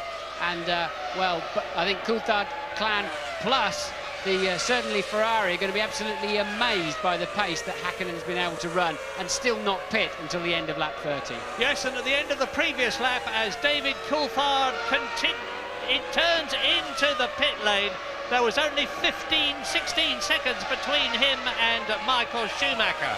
So Mika Häkkinen is back in the lead, no doubt about that. Onto the pit lane speed limiter comes David Coulthard, up to a standstill. Under him go the jacks, up goes the car, off come the wheels, in goes the fuel filler, and the time stop for David Coulthard, 6.9 seconds, an excellent stop. Yeah, we've seen 4 brilliant pit stops there by Ferrari and McLaren, and it's going to really end up status quo, pretty much where it all started as the first pit stop was made by the front runners of Michael Schumacher. So the only man, yes, Button has also stopped now. So everybody down to Alexander Wurz in 8th place has made their first stop. So what are the positions? Lap 33 out of 77 as you watch Rubens Barrichello. David Coulthard has been in, so Mika Häkkinen is back in the lead, and Rubens Barrichello has got it all to do in the Ferrari. He is ahead of the BAR there on the track. And there is Mika Häkkinen.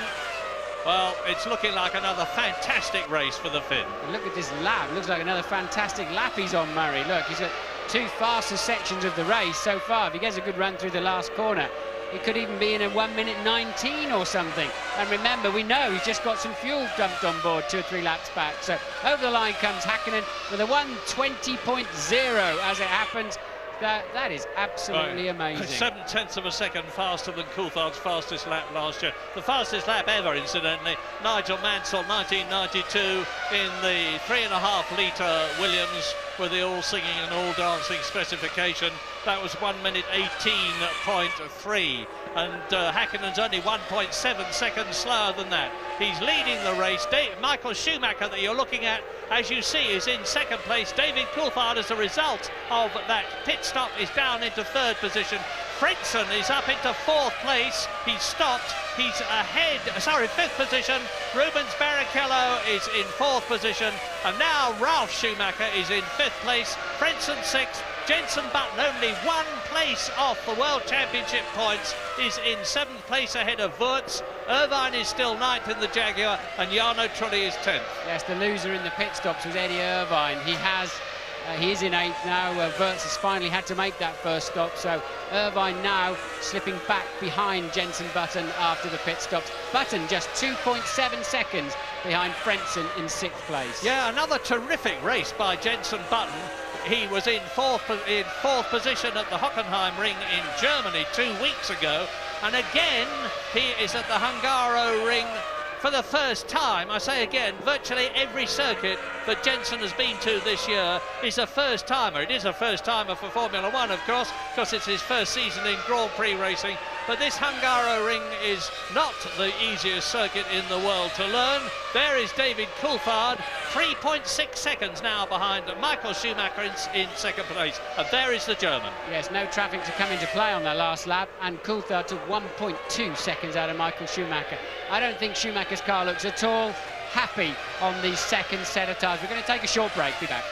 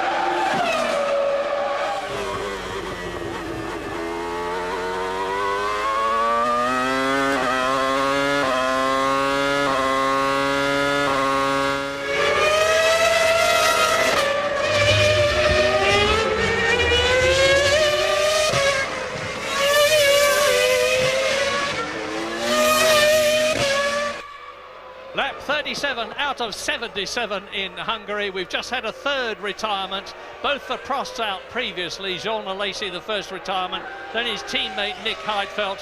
Now Giancarlo Fisichella in the Benetton, who's had all sorts of problems, has been in once, gone out again, has just come out and has retired from the race. There are 19 of the 22 starters still left in the event. We're on lap 37 and Mika Häkkinen is continuing to drive an absolute storm of a Grand Prix. 14 seconds ahead of Schumacher, and you can see how close David Coulthard is to the Ferrari, because there he is. In terms of time, it's about 2.5 seconds. Yeah, Coulthard now consistently faster than Schumacher the last 4 laps. And the man on a charge is Rubens Barrichello now, having cleared Ralf Schumacher's Williams in the pit stops. He's 18.9 seconds down the road from Coulthard, but the fastest man on the track, quite comfortably, last time around was Rubens Barrichello, 4th place man. But Schumacher, I believe, is definitely struggling on this set of tyres. Now, Barrichello is up to 4th as a result of a superb stop by the Ferrari team, and he rejoined the track just ahead of Ralf Schumacher's Williams BMW, which had been in front of him up to then. So Barrichello up to 4th, Ralf Schumacher down to 5th. In 6th position, it's Frentzen. Button is in 7th place and catching the Jordan in the Williams BMW. Eddie Irvine in the Jaguar is in 8th position. The second Jordan of Jarno Trulli is 9th, and Mika Sauber is in 10th position. Well, we've got a similar situation to last year. Häkkinen leading comfortably. Coulthard chasing the 2nd place Ferrari. Last year it was driven by Eddie Irvine. Schumacher having a broken leg at that time. But Coulthard beginning to close down, just like he did last year, onto Michael Schumacher. And we could see one of those classic efforts of Coulthard having a bumping session getting past Michael Schumacher, but he can catch him. Can he pass him? This is a tough racetrack to pass on, and Coulthard encountering a bit of traffic en route. Yeah, it's the arrows which moves over and lets him through very courteously. Funny old business, this Formula One, you know. They put the cars away in perfect condition. In the next morning they come out, they have to make a lot of changes.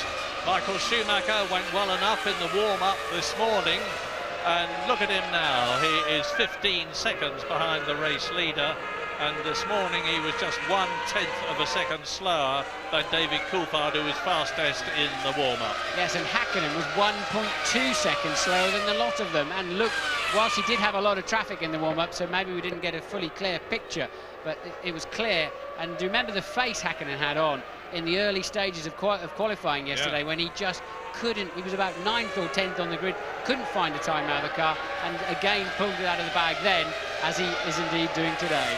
So past the Minardi goes Michael Schumacher.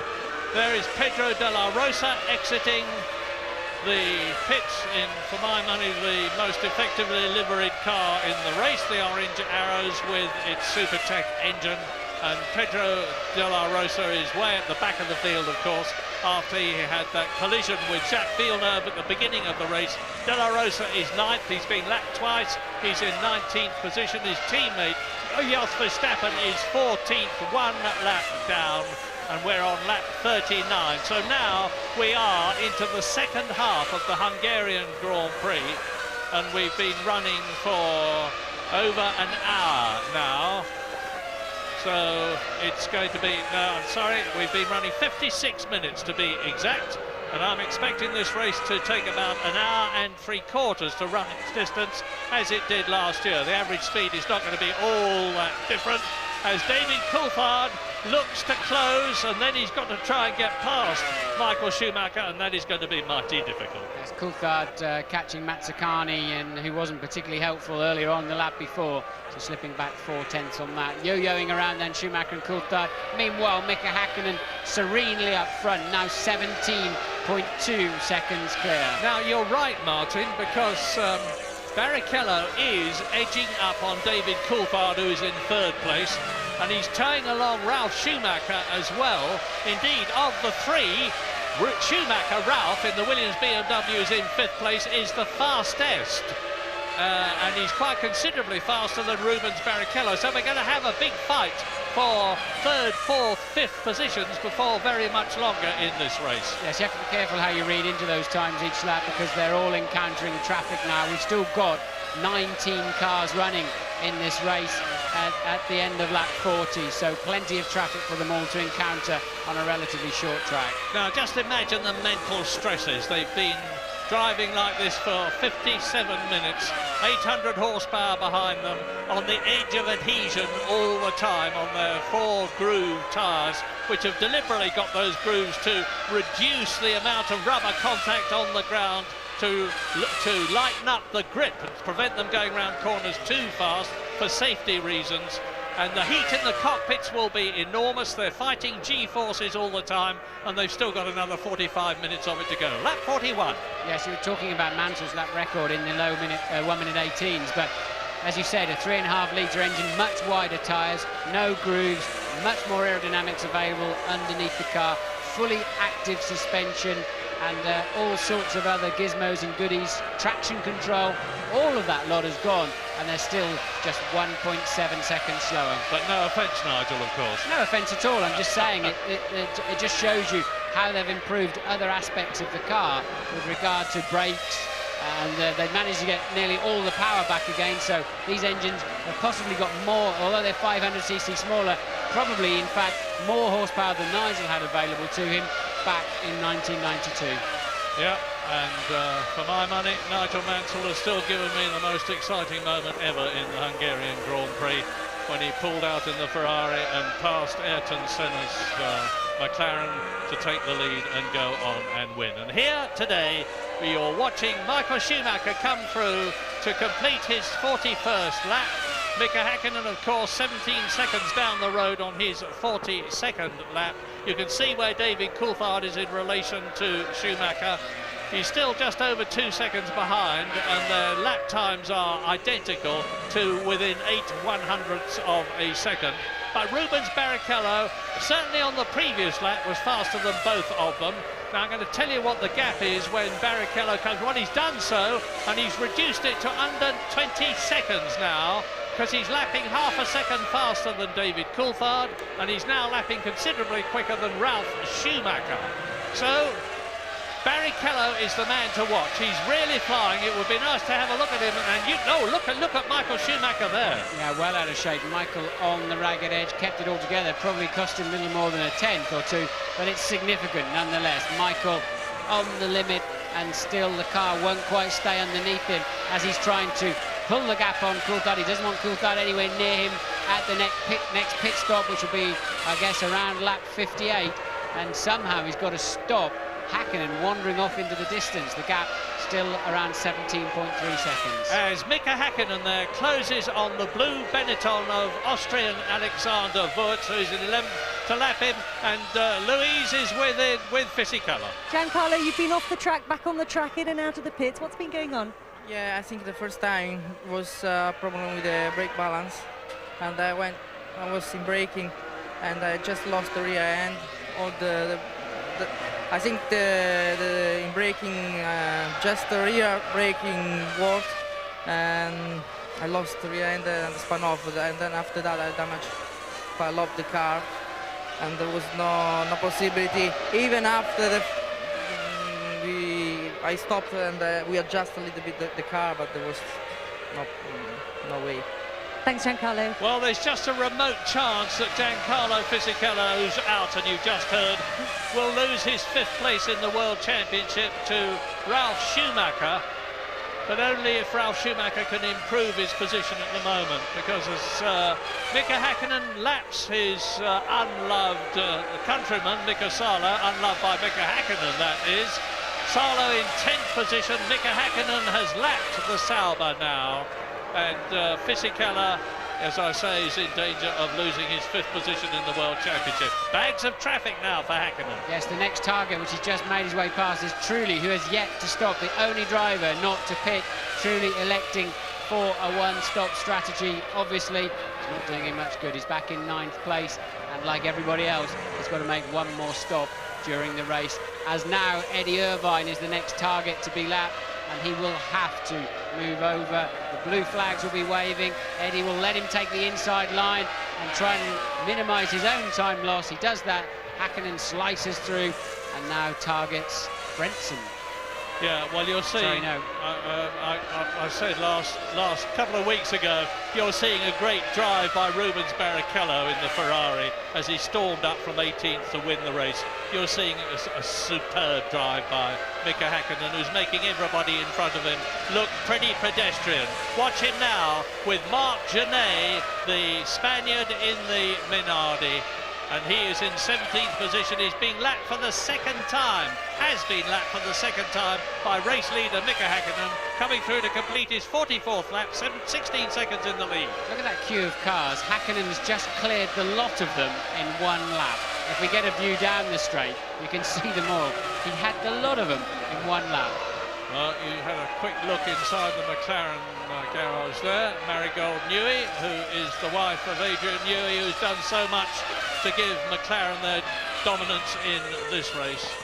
Freely acknowledged to be the most brilliant and gifted designer of them all in Formula One. And here is Heinz Harald. Truly. Having made his one and only stop of the afternoon. And he came in 11th position. He will be down to 13th place, yes, 13th place, maybe 12th. But anyway, Häkkinen continuing remorselessly now with a clear track in front of him to carve on. He'd lost about 1.5 seconds because of the traffic in the previous lap. Down to 14.5 seconds came his lead, but now, of course, Michael Schumacher, unseen by us, as the producer concentrates on the race leader because of the popularity of Mika Häkkinen with the enormous Finnish audience here at the Hungaroring, concentrates on the Finn.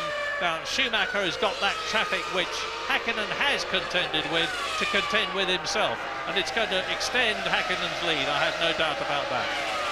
So there are really only two key scraps on the racetrack. Eddie Irvine's fending off Salo for 8th and 9th, but the key ones are Coulthard, just 1.6 seconds now, 1.5 at the end of that lap now, behind Michael Schumacher, and Jenson Button, 3.6 behind Frentzen, who's in 6th and carrying that final World Championship point at the moment.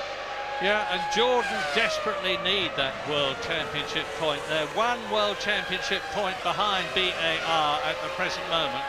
So if Frentzen can get up into 5th position, it would improve the Jordan team's position in the Constructors' Championship. If he can stay where he is, it would equal Jordan. But there's so much of a gap between Ferrari and McLaren together, and Williams, who are 3rd in the Constructors' Championship against all expectations due to the newness of their BMW engine, that it's really very much a two-team race. James Allen? Murray, there's no question David Coulthard is lining up here to pass Michael Schumacher in the second round of pit stops. I can tell you for the first race, in my living memory anyway, Adrian Newey has joined David Coulthard's race effort. So it's a straight split on both sides. Ron Dennis is working for Mika Häkkinen and Adrian Newey is working for Coulthard. They're going to try and get him past Schumacher. Now, in my calculations, Shuey's going to stop around lap 53, Häkkinen around lap 55 and Coulthard around lap 56. And I've been through all the possible conspiracy theories and clever twists. It seems to me that McLaren have them all covered. This is purely a damage limitation exercise for Ferrari now. Yeah, and Michael Schumacher looks to me to be in real handling trouble with the Ferrari, in dramatic contrast to David Coulthard, whose McLaren looks as though it is on rails around most of the corners. And Coulthard has closed right up. You can see the gap now as the Ferrari and then the McLaren exit turn 3 and start up the climb towards turns 4 and 5. It's down to under 1.5 seconds now, and Coulthard is closing at the rate of a few hundredths of a second at the moment, but Michael Schumacher goes past the Minardi, gives him a slight breathing space as he goes through turns 6 and 7, the chicane at the top of the circuit, and on towards the drop down to the last corner. Yes, once again, struggling, Coulthard having a major problem to get past the Minardi, making life absolutely as difficult as he can there. Ridiculous, that's twice that's happened to Coulthard with the same car. Yes, Marc Genet, the Spaniard, is normally pretty considerate and well-mannered on the circuit. I don't know if he didn't see Coulthard, he certainly should have done, and they are on lap 48 now. Geneyev is on a stop-go penalty, so maybe his mind was into why have I got to come in again, what does my stop go for, and was not paying attention, but certainly cost Coulthard an awful lot of time in his attempts to get somewhere near Schumacher to be ready for this next round of pit stops or punish any mistakes or any trip-ups. And the Ferrari mechanics are in the pit lane, so one of the Ferraris is due in anytime soon. It cost Coulthard over a full second. Barrichello, sorry Murray, Barrichello's in the pits. They short-fueled him to get him ahead of Ralf Schumacher. It worked, of course, didn't it? And now Rubens has had to stop extra early to be able to get in enough fuel to finish the race and try and keep himself ahead of Ralf when it all shakes out at the end of the second lots of pit stops. Shouldn't be a problem. He was over 11 seconds ahead of the Williams previously. So there goes the Jaguar through. And Barrichello, I'm pretty sure, has stayed ahead of Ralf Schumacher. He's out. And here is Michael Schumacher. We're on lap 48 now. David Coulthard is on a terrifically quick lap, fastest of all in the first sector, faster than he has been in the second sector. When I talk about sectors, I mean that this track, like all of them, is split up into 3 sectors for timing purposes. Yes, so Coulthard's having to get back on it. He lost a lot of time there to Schumacher in the traffic, as you saw for yourself, and now comes over the line with a 1:20.6. So Coulthard now having to come back at Michael until they catch the next round of... and remember, Hakkinen, who's 16.5 seconds down the road, had a long queue to pass all at one time, and this pit have not come across that group yet. Top 6, Mika Hakkinen, lap 49, 16 seconds ahead of Schumacher, who is 2 seconds ahead of Coulthard. Barrichello is 4th, Ralf Schumacher is 5th, Heinz-Harald Frentzen is in 6th position. We are going to a break.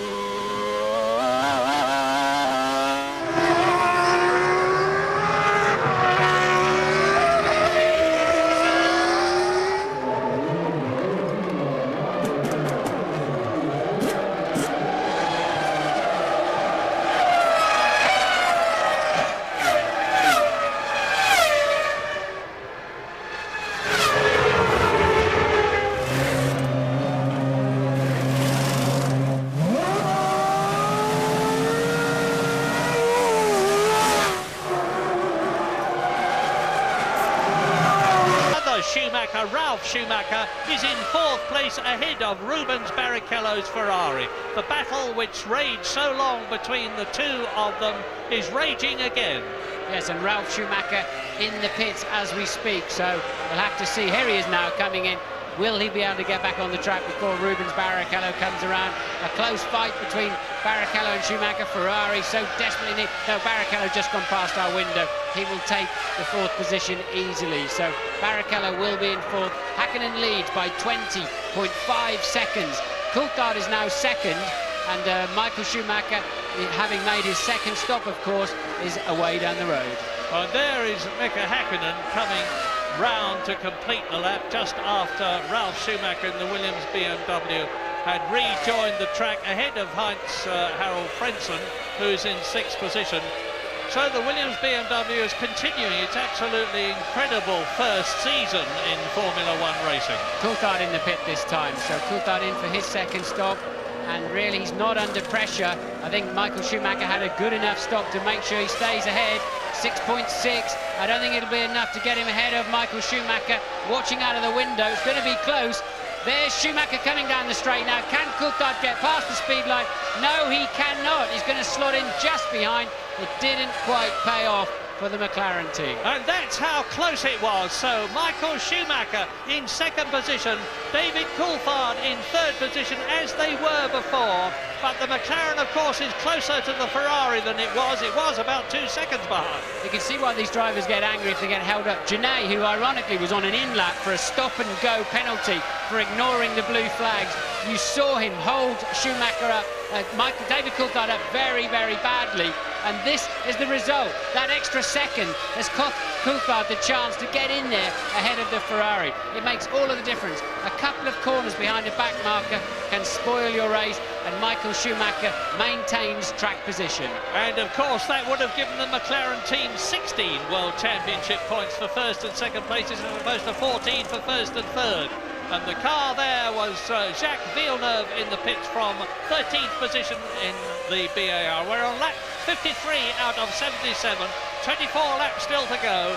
No battle for the lead because Mika Häkkinen is way, way, way out in front. Nearly 25 seconds ahead of this terrific battle between Michael Schumacher, the twice world champion, and David Coulthard in the McLaren, 9 times a Grand Prix winner.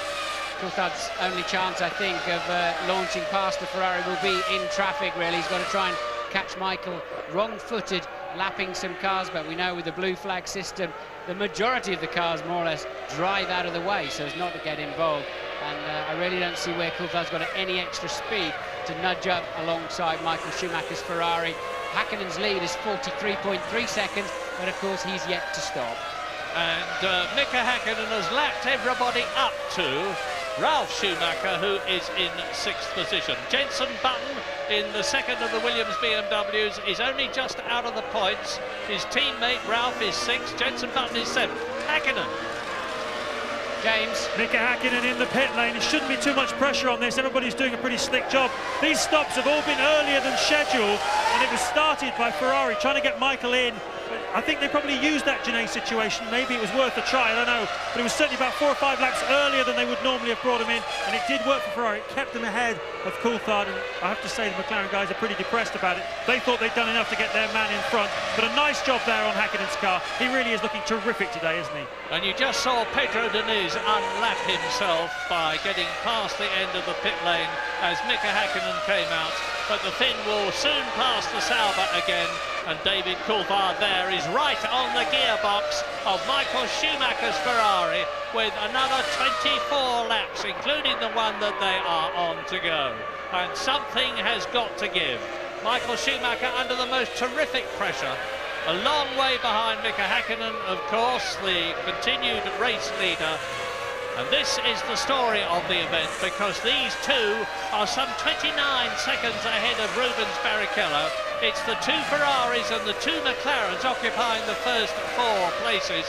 Frentzen is now in 5th position ahead of Ralf Schumacher. There's only 5 seconds in between them, and Ralf Schumacher is going to be lapped by Mika Häkkinen eventually, I think, but Jenson Button is now unlapped. He is in 7th position, just 1 place off a potential World Championship point, and Jenson Button has already scored World Championship points 4 times this year in his first Grand Prix season. A terrific performance. Both these drivers need that 2nd place. Coulthard can't afford to let Häkkinen, his teammate, gained 4 points on him, and Michael Schumacher wants to minimise, as James said earlier on, damage limitation. Hakkinen surprised everybody with his pace, not least Michael Schumacher. What he doesn't need is to lose those 6 points, so Schumacher will be hanging on to those for grim death. But in fact, also, I don't think either of those two drivers can afford to take a big gamble and a big stab and defend those places too aggressively. They can't afford to lose a wheel against each other, as Hakkinen will just be sailing off with 10-point advantage. And the great Formula One news is it really does look as though yet again the Drivers' World Championship is going to go down to the last race of the year, which for the first time is the Malaysian Grand Prix on October the 22nd. We've got Belgium in 2 weeks' time on the wonderful Spa circuit, and then the historic Monza circuit for the Italian Grand Prix, a first-timer at Indianapolis for the American Grand Prix at the end of September, then Japan and then Malaysia, and we've got the wonderful prospect of this Drivers' World Championship raging right to the end, raging as Schumacher and Coulthard are fighting for that second position on the track. Just to give you the gaps then of the top four, now they've all made their final stop. Hakkinen at the end of lap 55 was 21.8 seconds ahead of Michael Schumacher, who is half a second ahead of David Coulthard, who is 29.2 seconds ahead of Rubens Barrichello. Frentzen in fifth has yet to stop. Over the line they go. They're on lap 56 now. Look how evenly matched. The V10 Ferrari, and here in the pits, Ricardo Zonta, the Brazilian driver, who's losing his place in the BAR team at the end of this season to Olivier Panis, who is the brilliant French ex-Grand Prix Monaco winner of 1996 and is with the McLaren team, not as their test driver, because he's described as their third driver. How many teams have got a previous Grand Prix winner as their test and third driver? Well, McLaren have, just one of the many indications of the incredible in-depth quality of the Woking team. And they're on lap 56 now. Well, Jenson Button is 12 seconds behind Ralf Schumacher. He's been in the pits for his second stop and out of it. Now watch Schumacher. Coming towards us is Mika Hakkinen ahead of Johnny Herbert. Both the Jaguars are still running. Eddie Irvine is in 10th place, Johnny Herbert is 13th, and we've still only got those 3 retirements. The 2 Prosts of Alesi first, then Heidfeld, and Giancarlo Fisichella. There are 19 out of the 22 still running, as up behind the arrows come Schumacher and Coulthard. The bad news for Herbert in the Jaguar, he's now lapped twice, so Johnny down in 13th, but 2 laps, that's just incredible, isn't it? The pace of these Ferraris and McLarens to get that far ahead. I mean, Hakkinen's going to lap everybody. He's got Button next on his list. He's probably going to lap everybody up to 4th, 5th. Oh, incredible. Verstappen, I think, lost the place. I just tried to work out in my mind whether he was on the same lap. But anyway, as Schumacher and Coulthard moved through, Jos Verstappen moved over in the arrows and let them through. And into the pits comes the Jordan Mugen Honda of Heinz-Harald Frentzen from 5th position. Now, Ralf Schumacher should have got past him. Yes, that is the last key pit stop of the afternoon, certainly scheduled pit stop anyway, and Ralf is long gone, so Frentzen will come out still in 6th place. Where was Jenson Button? Yes, indeed. Well, he's out of the pits, and here is the battle for second. Schumacher and Coulthard tied together by that invisible piece of string, coming through to passing the pit lane, turning into the double right-hander at turn 14, the 180-degree bend, exiting it, building up to 180 miles an hour in 6th gear before they brake hard, go down through the gears from 6th to 3rd to about 80 miles an hour on the apex. I agree with all of that, except they've got 7 gears now. 7 gears in both the Ferrari and the McLaren top gear, and the smoking front tyre there of the back marker ahead. In fact, the back marker ahead must be Jarno Trulli, I would guess. Yeah, it's certainly one of the Jordans. Very difficult to tell them apart. There's a red spot on the roll bar of Jarno Trulli's Jordan, but whether it's Frentzen or Trulli, we'll soon see on their 58th lap. So I'm pleased at the reliability in this race. The Prost season of misfortune goes from bad to worse, race by race. There are very strong rumours that the Prost team has been sold already to a new consortium. What they will make of it with the team in France, when Alain Prost himself is believed to have wanted to move it to Britain because the infrastructure is so much stronger there, remains to be seen. I don't even know that the rumour is absolutely right. All I do know is that Alain Prost himself is in a state of virtual despair. Yes, I believe it's Frentzen that they're homing in on, but look, it's Trulli. It is Trulli, Elizabeth. It really is Trulli. Coulthard ever closer, just 0.4 of a second as Trulli gets out of the way. And, well, I'm amazed how easily Coulthard can stay that close in the slipstream.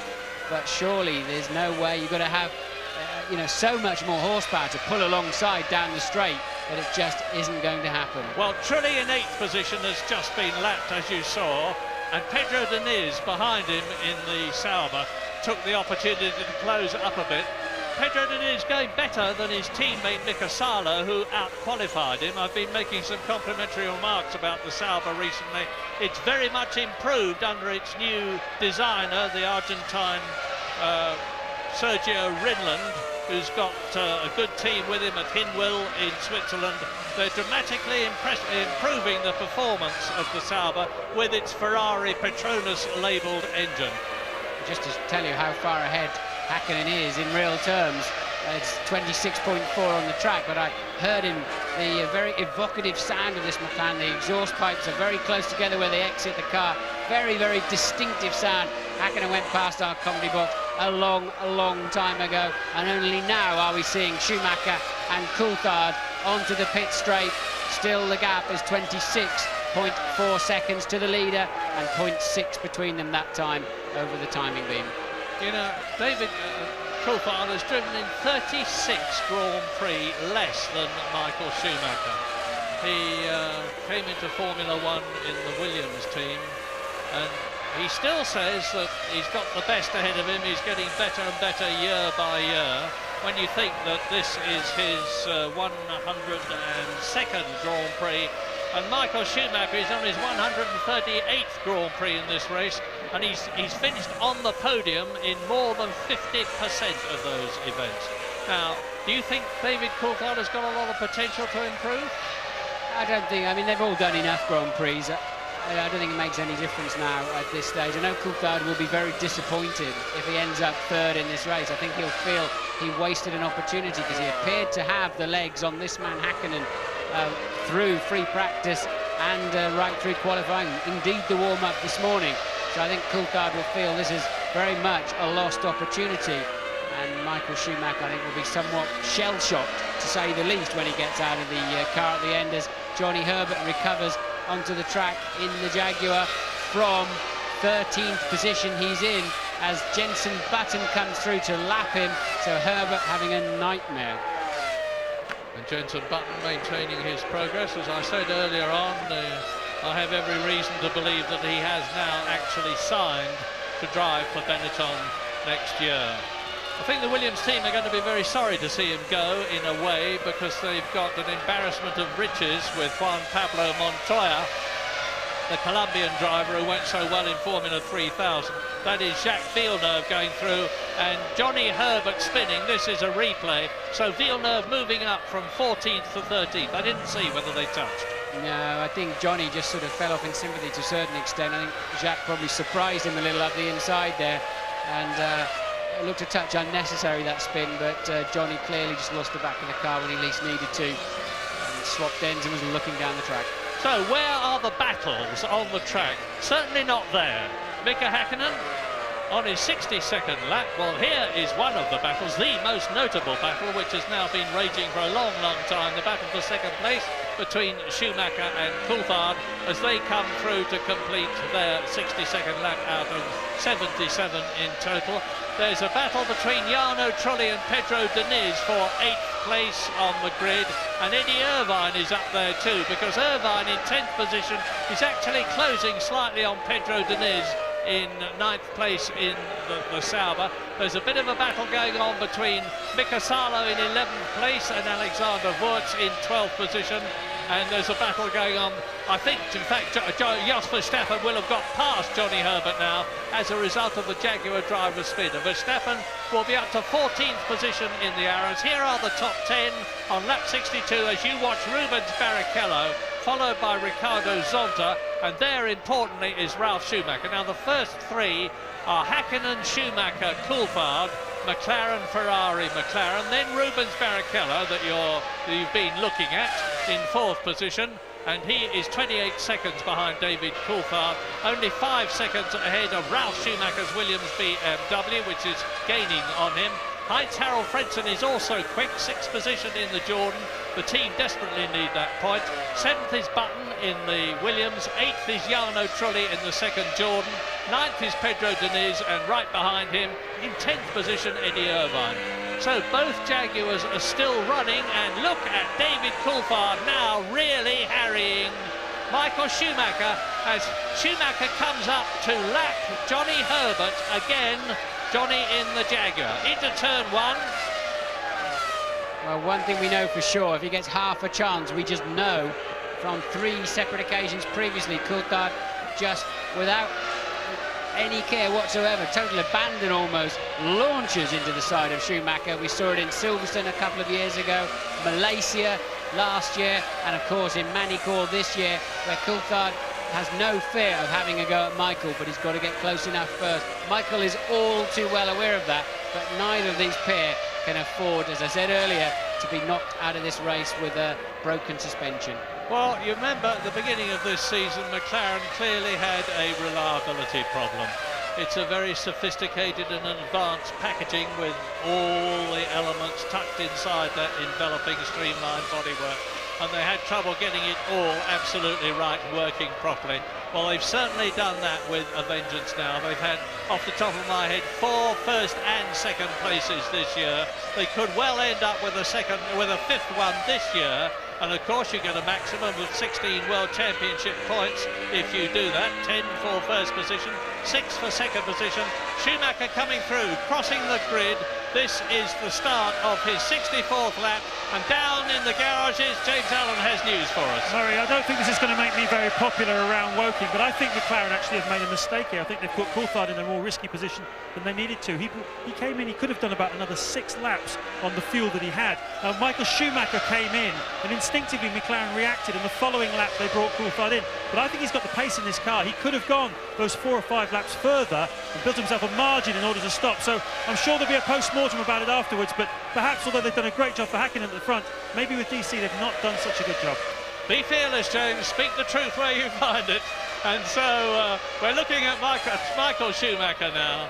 And what can David do? I mean, he can just look for Schumacher coming up to a car he's about to lap and hope that there'll be some hesitation. He's got 2 choices. One, he can try and penalise any mistakes or being wrong-footed on Michael Schumacher's part in the traffic, or he can bide his time through the middle of the lap, this section, stay as close as possible, and then get very close in the last corner, aerodynamics allowing, and the only serious overtaking opportunity is into the first corner. We saw Mansell take centre there.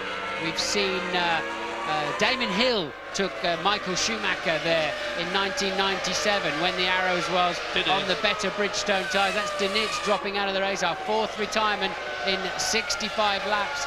Amazing reliability. But so there is a way through into that first corner. It's a bit nip and tuck when you get there, but somehow you've got to stay close enough, Murray, in that last corner, and that's Coulthard's problem. Yes, and of course we had that marvellous attack between Mansell and Senna at the Spanish Grand Prix in Barcelona with sparks flying from underneath their cars. One of the most exciting television sequences I've ever seen of Formula One.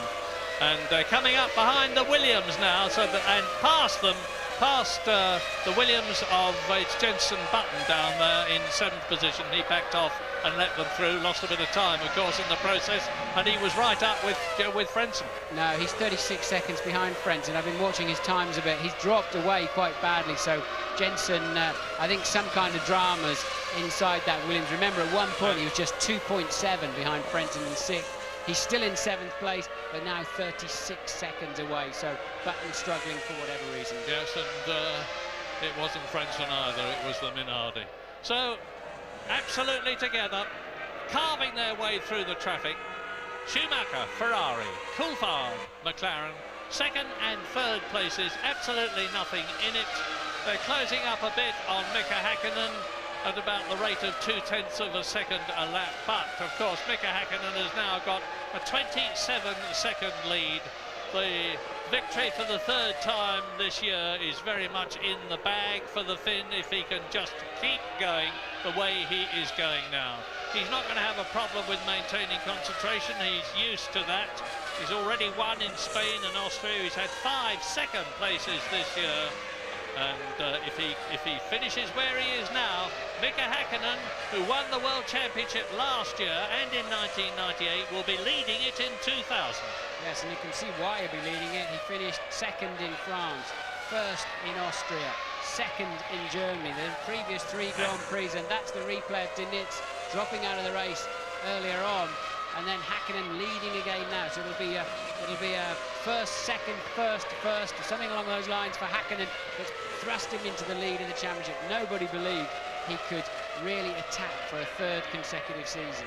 No, because as I say, the motivation, if you've done it twice, world champion, and of course they spend all the summer travelling from Grand Prix to Grand Prix, and when they're not racing in a Grand Prix, they are testing. They'll probably go straight from here to go test in another country tomorrow. When they're not racing or testing, they're doing sponsorship work. And in the winter, they're off to places like China and South America. It is a non-stop, very, very pressured life for Grand Prix drivers. Pressured life, we're going to relieve the pressure for a moment. We're leaving the Hungaro ring, but we will be back, of course.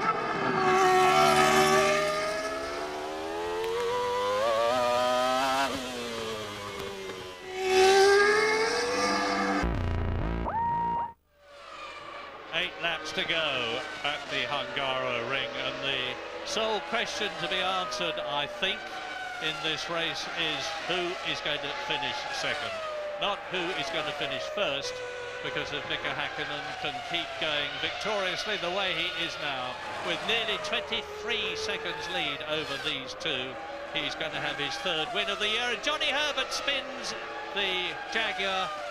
Has he kept the engine running? He clearly has, from the way he's looking up the track.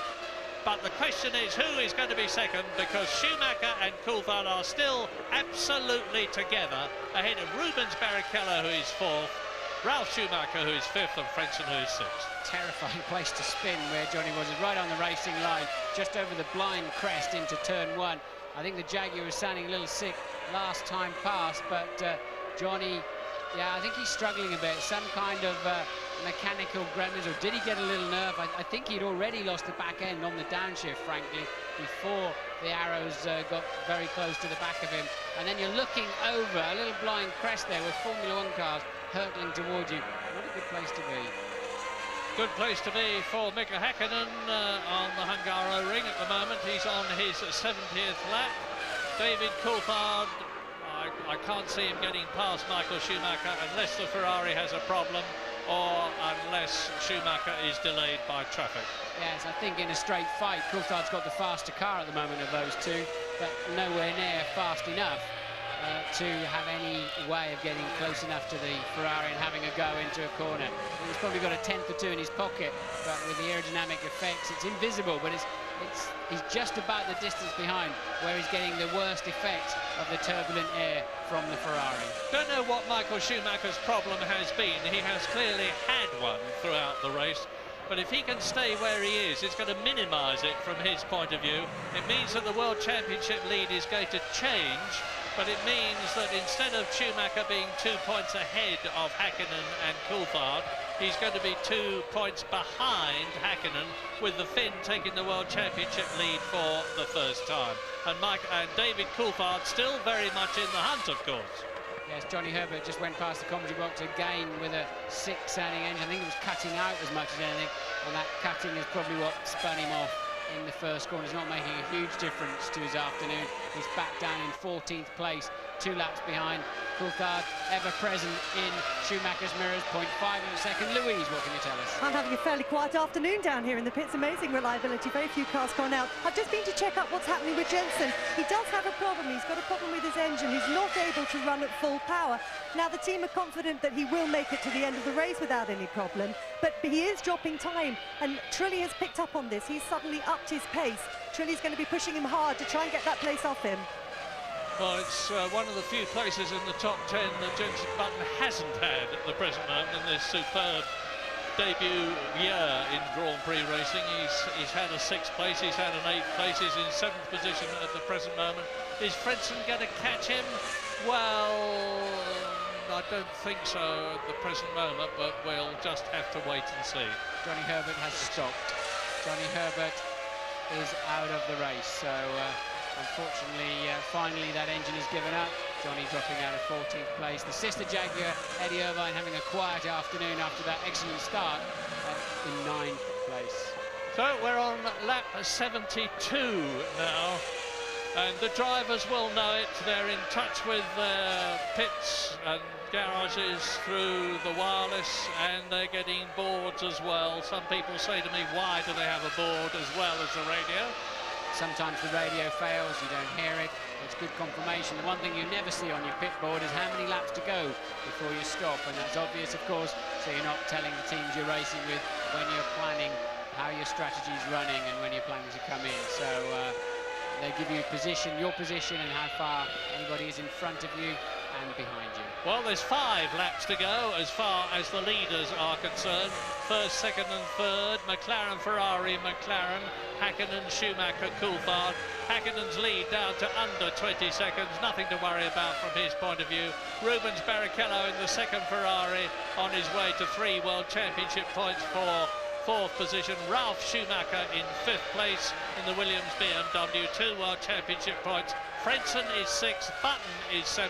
Trulli in the second Jordan is still catching Jenson Button at the rate of about half a second a lap, and he's some 2.5 seconds behind the Williams, so it's going to be a very, very close thing for 7th position. I think Michael's just pacing himself now to make sure he makes no mistakes, keep the car on the very narrow line that there is around this circuit, and not give Coulthard a glimmer of a hope, but he'll still have to be pressing on. Yeah, it's a very light, sandy soil here in Hungary, and this part of Hungary, and you get an enormous amount of dust. You can see from the lighter parts of the circuit that there is still dust in amongst the tarmac, And the circuit gets quicker and quicker and more rubbered up as the racing laps go by. On Friday it's very bad news indeed, because there hasn't been any racing here for a full year. And typically in the first training session, the first practice session on Friday, everybody waits for everybody else to go out and wear their tyres out first. But then as the rubber goes down, the lap times come down and the lap speeds go up. And bang! What was that?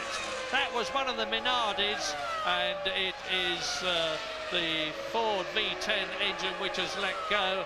And it is Mazzacane, the Argentine driver, down from 16th position. That's only the 5th retirement of the race. The two Prosts, Fisichella, Pedro Diniz, who stopped some time ago, and now Mazzacane, and David Coulthard pressing like mad. So I wonder if there's any oil down on turn 13 there. Most of the oil's being burnt quite clearly there as Mazzacane makes his way around to the exit of the turn, and clearly it doesn't appear to be dropping any fluid, just sending it burned out of the exhaust pipe. But the tyres get very heavily worn in all the Grand Prix. They're virtually slicked at the end, and that's going to be dramas for next season. Yeah. Michelin are coming in and they're saying, we want a clear understanding. Do these tyres have to have grooves in them or not at the end of a race? It's fine at the moment, everybody's running on Bridgestones, and you can't really complain, everybody's got the same opportunity. But I can see a lot of fuss coming next year if cars get to the end of the race and effectively the grooves are worn down, the cars are running on slick tyres. There's going to be some aggro. Well, just 3 laps to go at the end of this one, and Schumacher is making real inroads into Häkkinen's lead now. But I'm sure that's as a result of Häkkinen slowing down rather than Schumacher speeding up. On the previous lap, Schumacher was 2 seconds, and of course David Coulthard, 2 seconds faster than Mika Häkkinen, as a result of which the lead of Mika Häkkinen in the McLaren has come down to about 17 seconds. Yes, and Button's got a problem to defend 7th place. Jarno Trulli now just a few tenths of a second behind him. Not on your screen, but Button under pressure to keep 7th place as Häkkinen.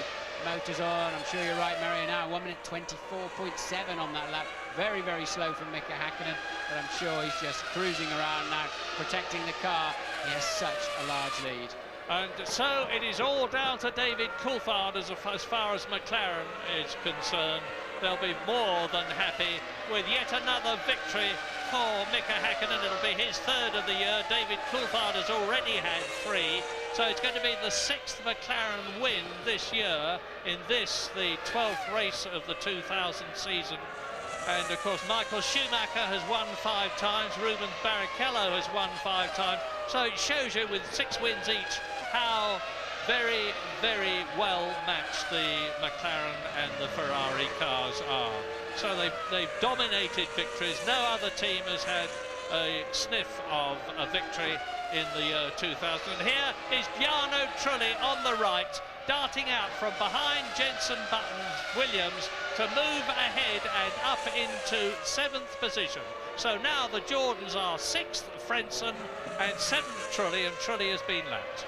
Yes, it was a clear pass on the straight, and as Louise said, he was struggling, Jenson Button struggling to get full engine power. And well, we saw it clearly for ourselves, didn't we? Trulli literally just drove past him in what is a very short pit straight. Mika Häkkinen on his 76th lap, coming towards us, the Ferrari. Very much changed from last year's, incidentally, to the casual onlooker. It looks virtually identical, but the nose configuration is different, the side pods are different, the diffuser is different, the rear wings are different. There's a change in the driving position, the engine has got a lot of changes to it, and its performance this year, its much improved performance, is down not to Michael Schumacher, and it's not down to Ross Brawn, it's down to a man we mention very seldom, South African Rory Byrne, the ex-designer of the Tolman and Benetton teams, who moved with Ross Brawn to Ferrari and has helped bring them back to the top. Well done, Rory Byrne. Yes, Coulthard still 5-6 tenths behind. Jenson Button's got a problem down the field. He'll now have Eddie Irvine lining up to pass him on the pit straight, and he may well lose that 8th position, but no points then in store for Jenson Button. Johnny Herbert out of the race, and for the British fans, Coulthard still up there clearly in 3rd place, and he can do nothing about this man Michael Schumacher. Schumacher fighting the car, oversteering into turn 13, still not losing any time, still managing to stay very much on the grippy part of the circuit. It's little more than 2 car widths wide, the track in effect around here.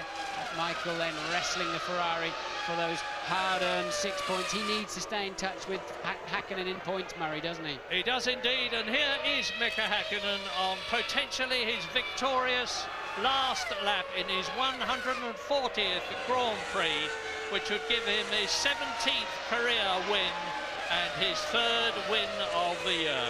Mika Häkkinen started from 3rd on the grid. He was absolutely magnificent at the start by taking the lead at the first corner, just as he did at Hockenheim in Germany 2 weeks ago, by diving between the Ferrari of Michael Schumacher and his teammate David Coulthard's McLaren. It's been a brilliant, brilliant copybook victory for Mika Häkkinen, who is almost home. Yes, but all the signs of the weekend was once he had that now typical start of his, he would then be under pressure from Schumacher and Coulthard, but he just waltzed. It took him about 3 laps to find some grip and some confidence. He's been changing that car constantly through the weekend, and then he just took off, didn't he, with a series of laps that they couldn't even begin to look at.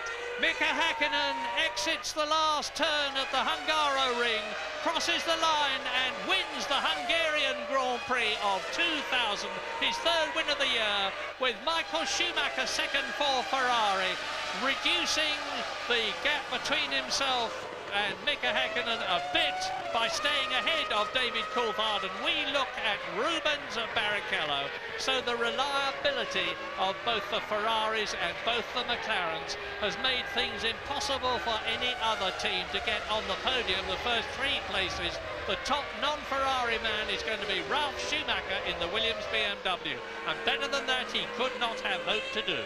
So Häkkinen scored 32 points out of a possible 40 in the last 4 Grand Prix, Murray. That's pretty much what you'd call a World Championship charge, isn't it?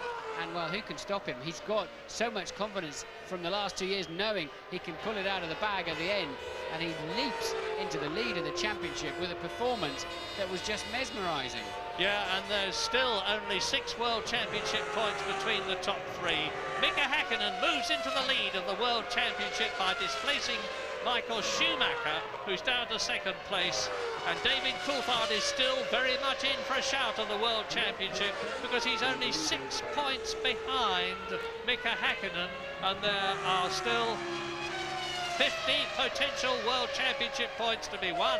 Yes, and when Coulthard sees that 6 points, when it's all listed in front of him, he'll think about Brazil, where he lost those 6 points. So, but I think this is pretty much the end of Barrichello's championship charge this afternoon in many ways. He's 44 seconds off the lead, off of Häkkinen as he went over the line, but Barrichello now, crucially, 13 points behind Michael Schumacher, and I think that will prevent him, unless something bizarre happens in the next 2 races, will prevent him having to do anything other than support Schumacher. Well, it's been a great day for the Woking team, for McLaren, because they, I think, move into the lead in the Constructors' Championship, as well as having Mika Häkkinen take the lead in the Drivers' Championship. Incidentally, I hypothesised that Fisichella might lose his 5th place to Ralf Schumacher. He hasn't, but he's only 2 points ahead. And listen to the enormous finish content at the grandstand here, going mad with delight, blowing their air horns, waving their flags, because their man, Mika Häkkinen, has won in Hungary in front of them in their enormous numbers. Yes, if Mika Häkkinen ever wins this race in a Ferrari, you'll need earplugs to be in the crowd, not in the racing cars, because everybody outside in our grandstands have either got red caps on or they're waving the Finnish flag. The Hungarian Grand Prix, you're looking at the winner now. He finished 7.9 seconds ahead of Michael Schumacher. There he is, which showed how much Mika Häkkinen slowed down on the last lap. Schumacher just half a second ahead of David Coulthard, but that made 2 World Championship points difference, which may make all the difference in the end.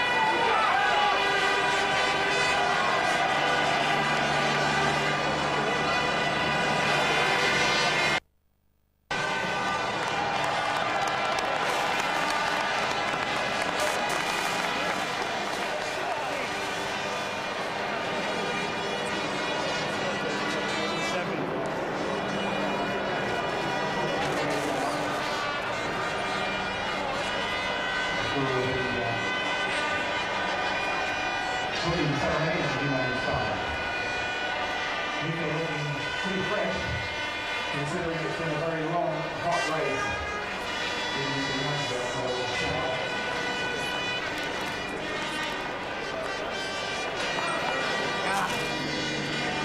The drivers coming up towards the rostrum now. You've got Schumacher. David Coulthard is already here. So we've just got one more to wait for.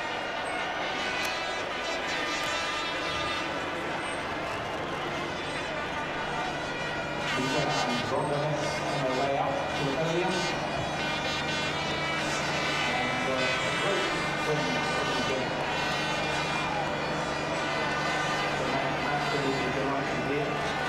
Especially in front of so many things.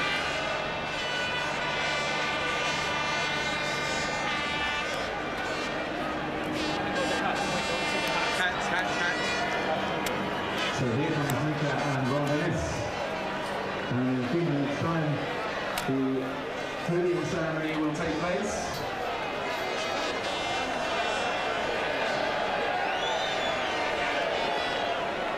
The drivers are scattering behind Rossi.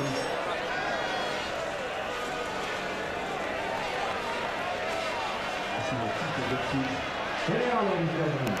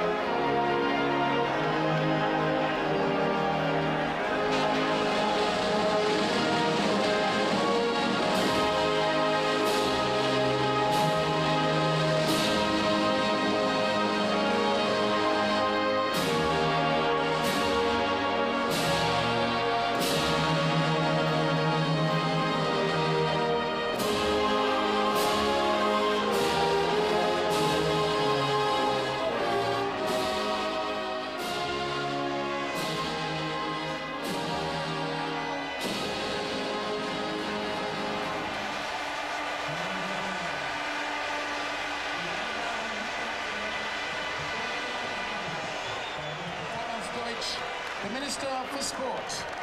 Well done, Mika. Mr. Deutsch also presents the trophy to the winning constructor, West McLaren Mercedes, represented here by their team principal, Ron Dennis. To the second place driver,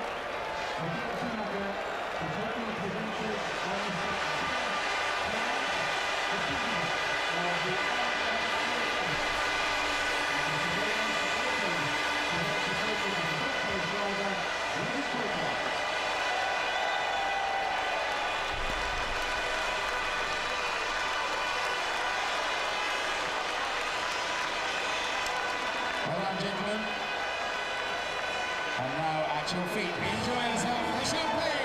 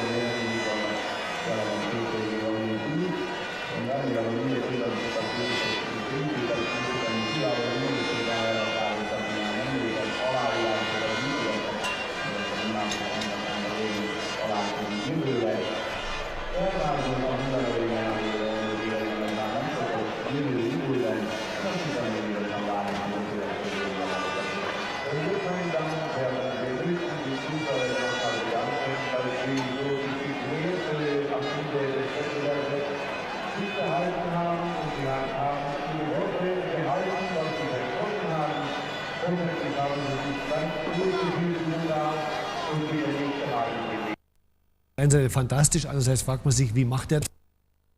It's Mika Häkkinen, Michael Schumacher and David Coulthard. Mika, many, many congratulations. Your third win of the season, your second win here in front of so many of your fans, and began with another great start. Talk us through it. Well, I think I said in Hockenheim, you make a start like I did probably once a year. But it's not true. You probably do those twice a year. So I had again fantastic start, and I was able to overtake Michael and David before the first corner. Even it was very close with Michael in the first corner, but again that's what the racing should be, and we came around that corner in one piece. So that also explains a little bit sometimes when you do have something happen in the first corner, you needed two drivers, and this was the case when both drivers did the right thing, so we went through 100%. I think it's fair to say that throughout the weekend you've actually been struggling for a race setup. You said as much in the unilateral interview yesterday. Now, what did you do between the warm-up this morning when you were over a second behind Michael and this afternoon when you were a second quicker? Do you expect an answer? In general terms? It was combination of fantastic teamwork with engine people and chassis people, and together with the engineers. We made some modifications to the chassis, which we thought was the right thing to do, and like we saw in the race, it was a fantastic thing to happen. It was very enjoyable to race, and unfortunately, obviously, I'm not gonna tell you exactly what we did, but the car was very fast. Thank you, Mika. Michael, after your recent run of very bad luck, I mean, are you disappointed not to have won, or relieved just to have got those 6 points?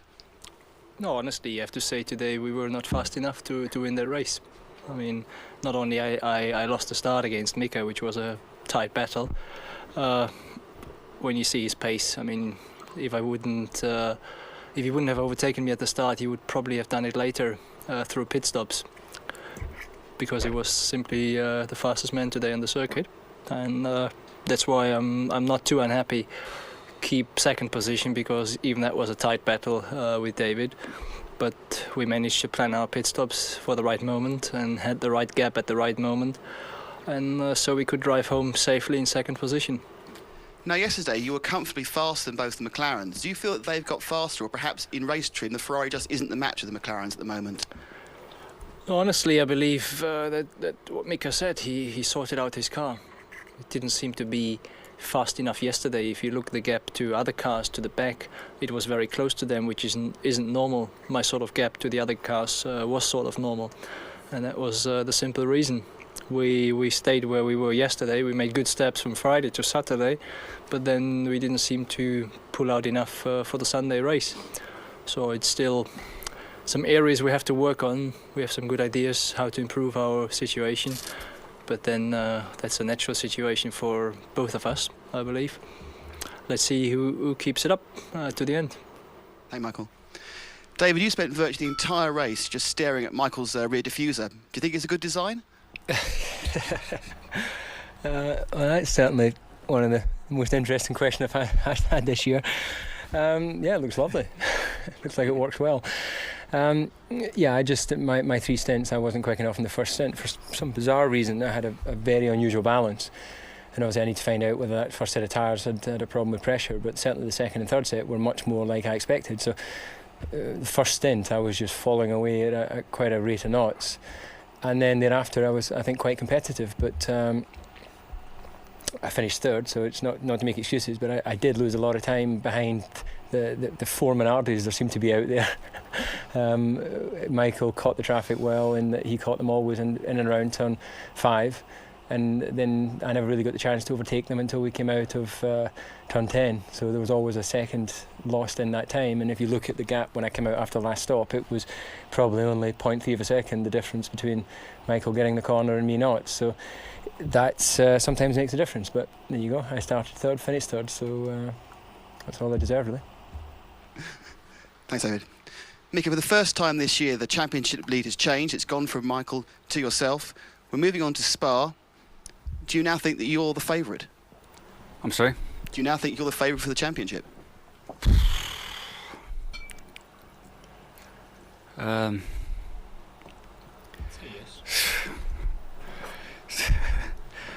mean, you know, all the way through the season, people seems to talk a lot of different things, and they think, you know, who's gonna win it, who's gonna lose it, and who has lost the motivation, or who has the motivation, and you know, all kind of discussion goes through all the way through the season. And I've been keeping my own head all the time and concentrating my work and going to the races to try to win.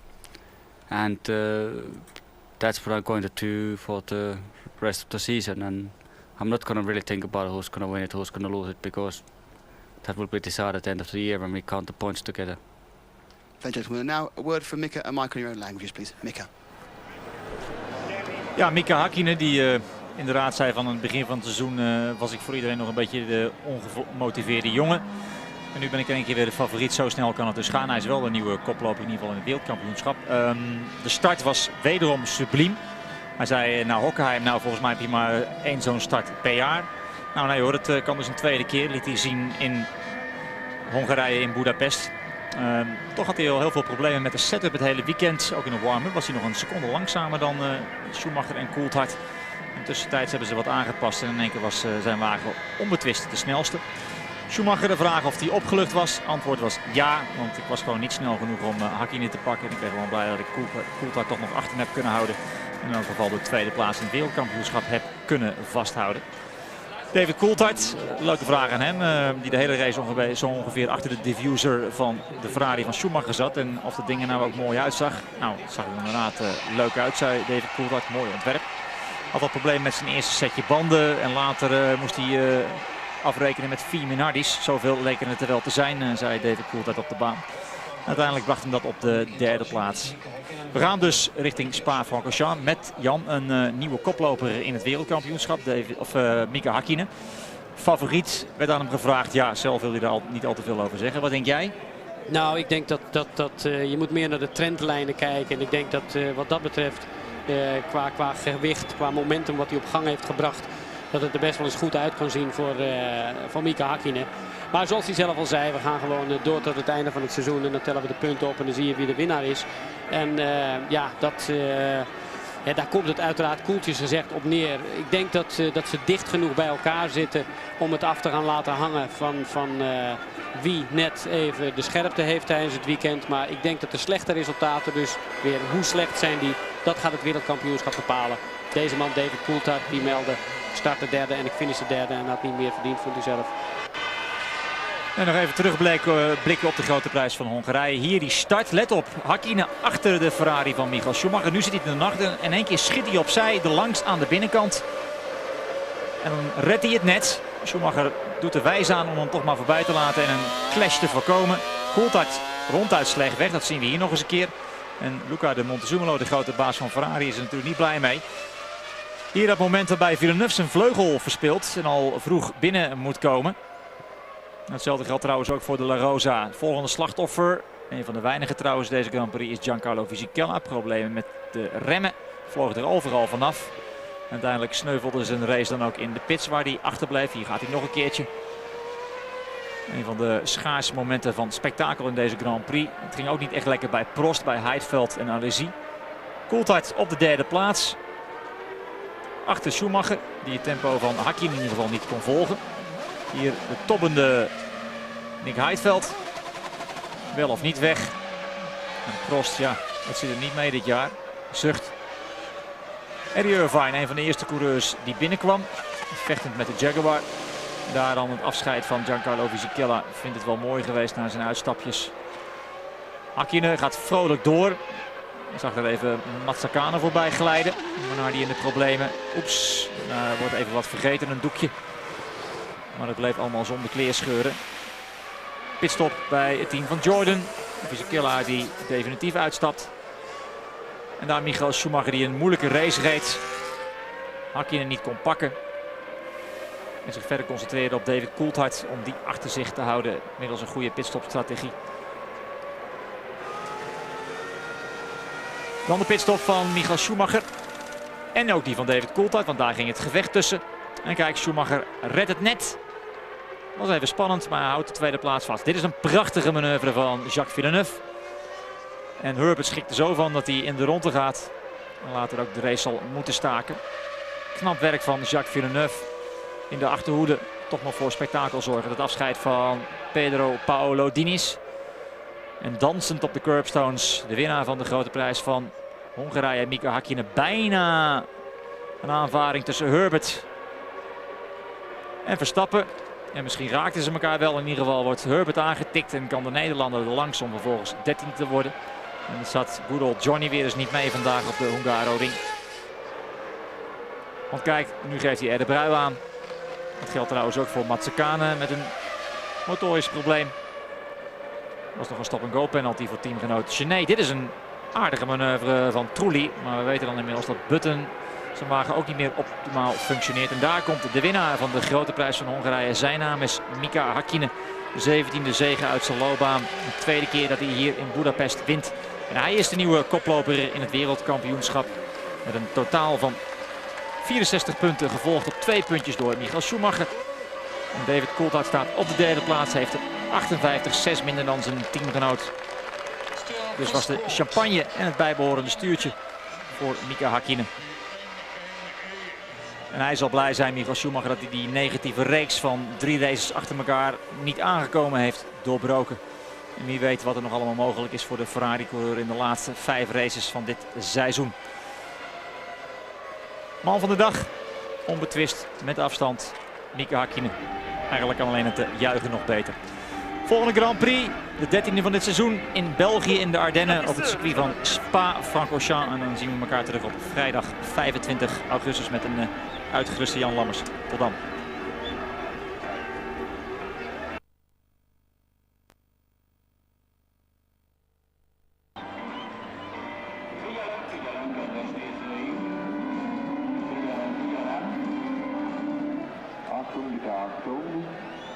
Egy fontos információ, ugye most, hogy véget ért a verseny, ne legyen aztán hazafelé se túl nagy gond. Arra kérünk mindenkit, hogy arra menjen, amerről jött.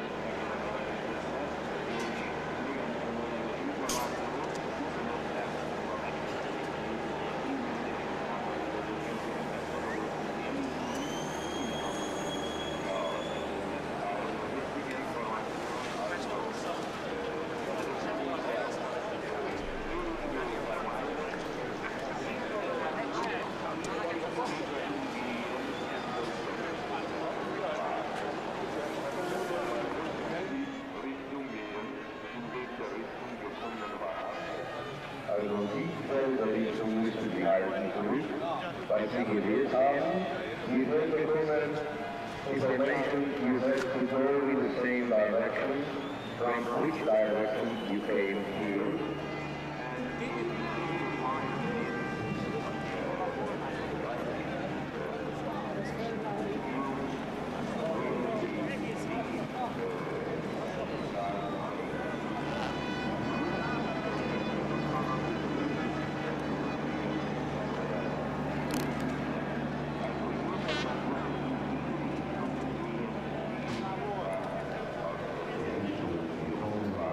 Everybody has to go in the direction from which direction it came to the Hungary.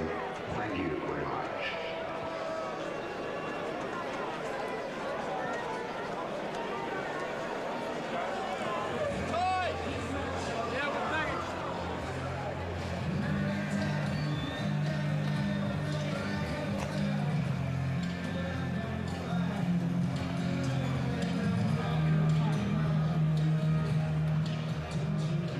Sondern sind einfach richtig gelaufen, in der richtigen Zeit aufgeführt worden. Platzwechsel, glaube ich, in dem Fall nicht richtig. Ich war natürlich verwöhnt durch den unheimlich viel passiert ist. In Budapest war es zwar spannend durch die Situation in der Weltmeisterschaft, aber eigentlich so ein bisschen ereignisarm. Liegt das an der Strecke, an der Charakteristik der Strecke, oder ist das einfach in dem Fall eine Geschichte, die sich aus diesem Rennen ergeben hat? Das würde ich so tun.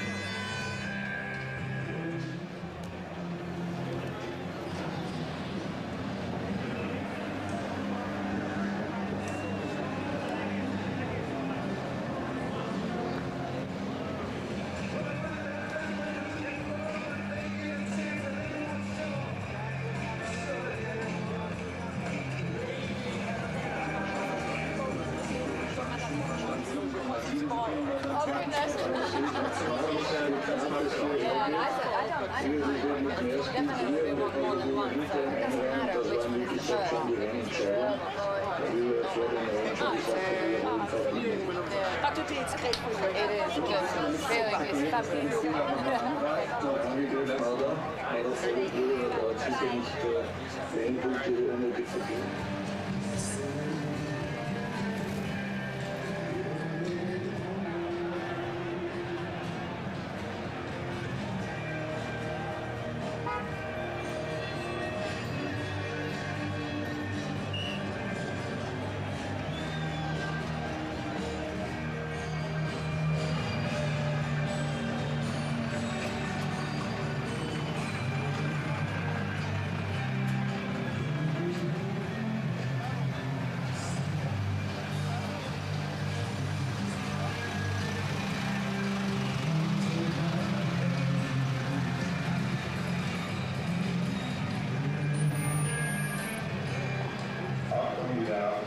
Also wir bitten alle Zuschauer,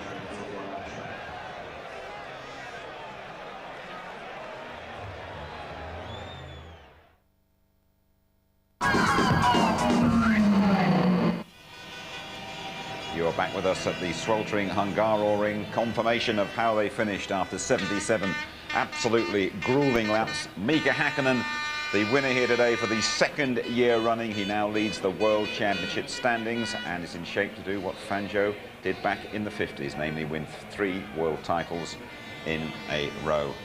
And for such a hot and grueling race, really, quite a high finishing rate as well here in Hungary. Barrichello, Ralf Schumacher and Heinz-Harald Frentzen rounding out the top 6. Right then, Tony Jardine has been joined by Martin Brundle. Well done for getting round here so rapidly, Martin. He's fit as well. We made a big thing looking down behind you with what was going to happen at the start here. It was absolutely crucial to how the race wound up. But, I mean, David Coulthard, when he sits back and he's had his cold shower, he's going to say, start didn't go my way. No, he's not had good starts. Remember back in, was it 98, where he was launching off the starts, gaining at least a row a race? It's a head thing, I think, when you get a Grand Prix car off the start. Assuming they've all got the same gear ratios and fuel, which we know they had now. Now we've seen the race. It was Hakkinen once again who hooked it up and drove right between the pair of them. And look, and had to use that little piece of extra track we talked about on the inside to make sure he could stick with it. And Michael very sensibly there, really having to give way. Coulthard kept his head after his terrible start and did a good job not to lose out to Ralf and Barrichello at one point there. I mean, when you say it's a head thing, what do you mean? What do you mean there exactly? I think you've made a good start in a Grand Prix, maybe on a Saturday afternoon. You know, in your mind, are you comfortable that you start? If you start thinking about it and it's, you know, you spend too long really analysing it, you just get into the rhythm and you're sure you're going to make a good start. In fact, I think they all practice their starts too much. And David Coulthard, fellow gentlemen now. Well, listen to that. I don't think that Mika Häkkinen's a betting man, do you? It didn't seem too chuffed to be made favourite for the world title. But any best guess about what he did to his motor between yesterday, when we saw him with his head in his hands worried, and today? No, I mean, I don't think you can really hazard a guess at that. What I would say in general terms is that this is a very low grip circuit. And the last time McLaren did very well a low grip circuit was in France. And you need really good traction here. And think from France onwards, McLaren have done like new rear diffuser, new suspension. Mercedes, Ilmor have worked really hard on the mapping of the engine. I mean, it's so fuel efficient. And for Häkkinen to go like, he must have had a hot water bottle in his overalls full of fuel or something, I thought at one stage. But you know, it's just that overall package. Ferrari have done a lot of work as well, but they're stalling on Schumacher there. Oh, we're behind them again. He needed to win here. We're going to these fast circuits now where McLaren and Mercedes could have an edge. Absolutely. Let's well, Mika Häkkinen a little bit sort of hedging his bets as to whether he is a favourite, but with 5 to go, this is how things look now. And I think just looking at that, Martin, you've put a line through Rubens Barrichello's challenge now. I think we were probably clutching at straws anyway, really, there, I think it's then there were 3 really after today, because he was a long way behind the pace. He said it wasn't a circuit that suited him. The gap to Michael Look, 13 points, so really it's now down to 3 men. Unless, as I said in the commentary, something very bizarre happens in the next few races and Michael doesn't score any points. I think he will now have to fall into line and support Michael. And of course Coulthard will have to stay pretty close to Häkkinen to make sure he's not having to play that role again in the last race or 2. All along, Michael Schumacher has said that Mika Häkkinen, the world champion, is his main challenger. Are you now starting to see it that way as well? I think Mika didn't know what to say to answer that question. But the whole season has ebbed and flowed. I mean, after 4 races, you wouldn't have given anybody a prayer other than Michael Schumacher to have this championship sewn up by this race, for example. Nigel Mansell won the World Championship in 92, wasn't it, at this event in August. So we thought Michael was going to do the same thing. I don't think it, you know, the pattern is, though, as I said, Mika Häkkinen, 32 points out of a possible 40 in the last 4 Grand Prix. That's ominous, isn't it? It's ominous, and it's a terrific performance from McLaren. Ron Dennis, the McLaren team boss. Goodness me, what a day they have had here today. Here he is chatting to James. Well done, Ron. You're now leading both championships. I bet that feels pretty sweet. It'll feel better in the morning. Mika found some amazing speed today. He drove very well. I mean, we were able to control the race. And we're a bit disappointed we didn't come first and second. I think we could have done it, but first and third's pretty good. Why is that though, Ron? Because DC just didn't. He looked to me as though he could have gone a bit longer in the race. You know, it wasn't a perfect race. Close to perfect, but not perfect. But championship's still wide open. It's nice to go away from here leading both championships, but it's a long way to go.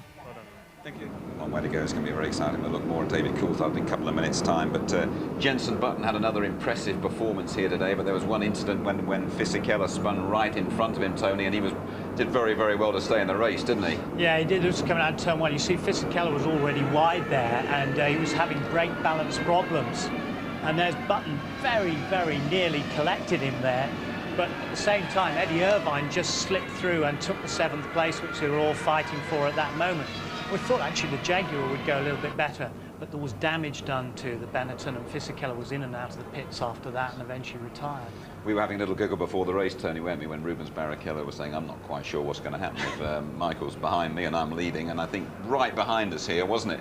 Yeah. We had a little indication as if anybody had any doubts. Yeah, I mean, OK, although they were on different strategies and Schumacher had already been into the pits, if it was drivers that were fighting for position, the driver in Barrichello's case there would have been going like crazy until his pit stop in the next 2 laps or whatever it was. Probably the radio was blasting away, saying, let him through, because, you know, he was back in 5th place at that time, Schumacher, and he needed to get on and up.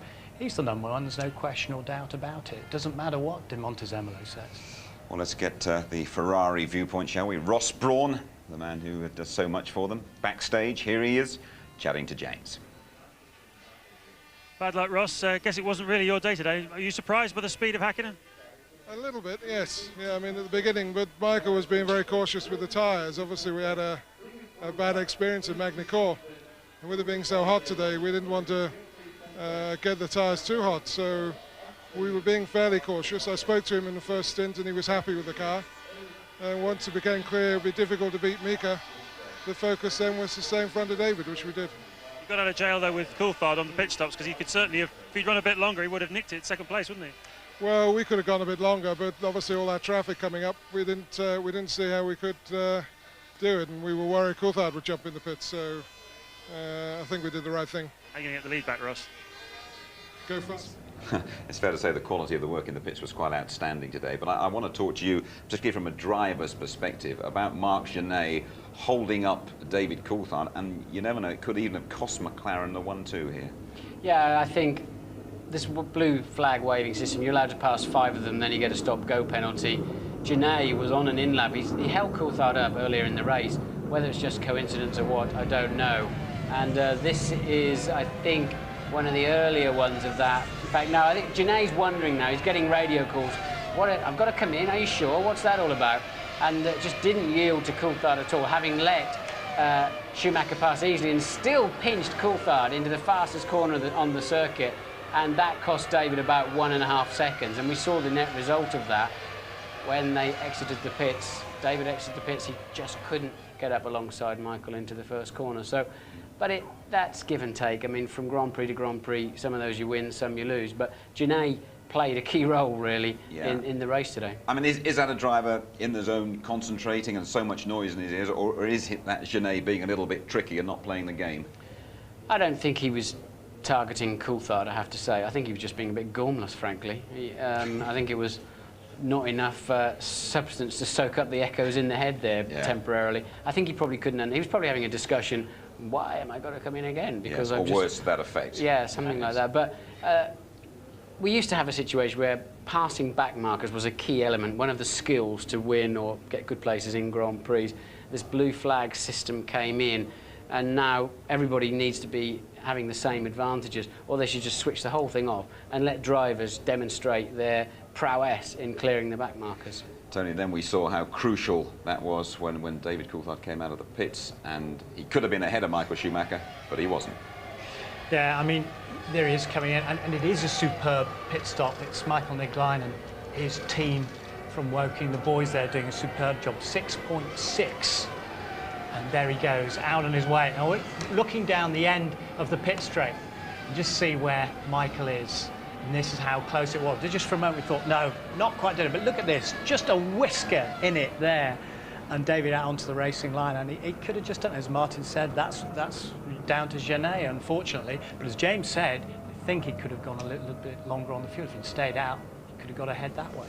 But as Ross pointed out, I think they were just coming up to some back markers, so you've got to read the race as well. You can't stick rigidly to a strategy, and I think both teams saw a queue of back markers. We remember Häkkinen cleared them very easily, all in one lap. One movement, yeah. And then Schumacher and Coulthard came up to them, so I think they both elected to pit early.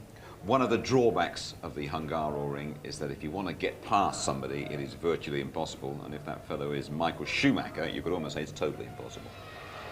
Well, you can pass Michael, as David's shown on several occasions. Not but here, though, not here, unless you've got a clear car advantage, or if he's damaged his tyres in some way and he starts struggling into the braking zones. Coulthard here, almost the mandatory distance behind that the aerodynamics dictate. That's what they've got to sort out. You can't just keep changing the racetracks. Sort the aerodynamics out. But I mean, what you said in the commentary, you were looking for places where perhaps Coulthard could have done it. I mean, was there anywhere where you thought he had a chance there, or perhaps he'd have nicked it there, or was it just no way? I think, as I said, Coulthard had a car that was a little bit faster, but not significantly enough in any one particular element, traction, braking, turn in, or anything that was going to put him in a position to have a go, and anything was just going to be a crazy big slide up the inside. But even then he didn't get a sniff of that, and it didn't surprise me at all. Michael's car was working well enough to keep David at bay, but I have to say the driving today has been brilliant.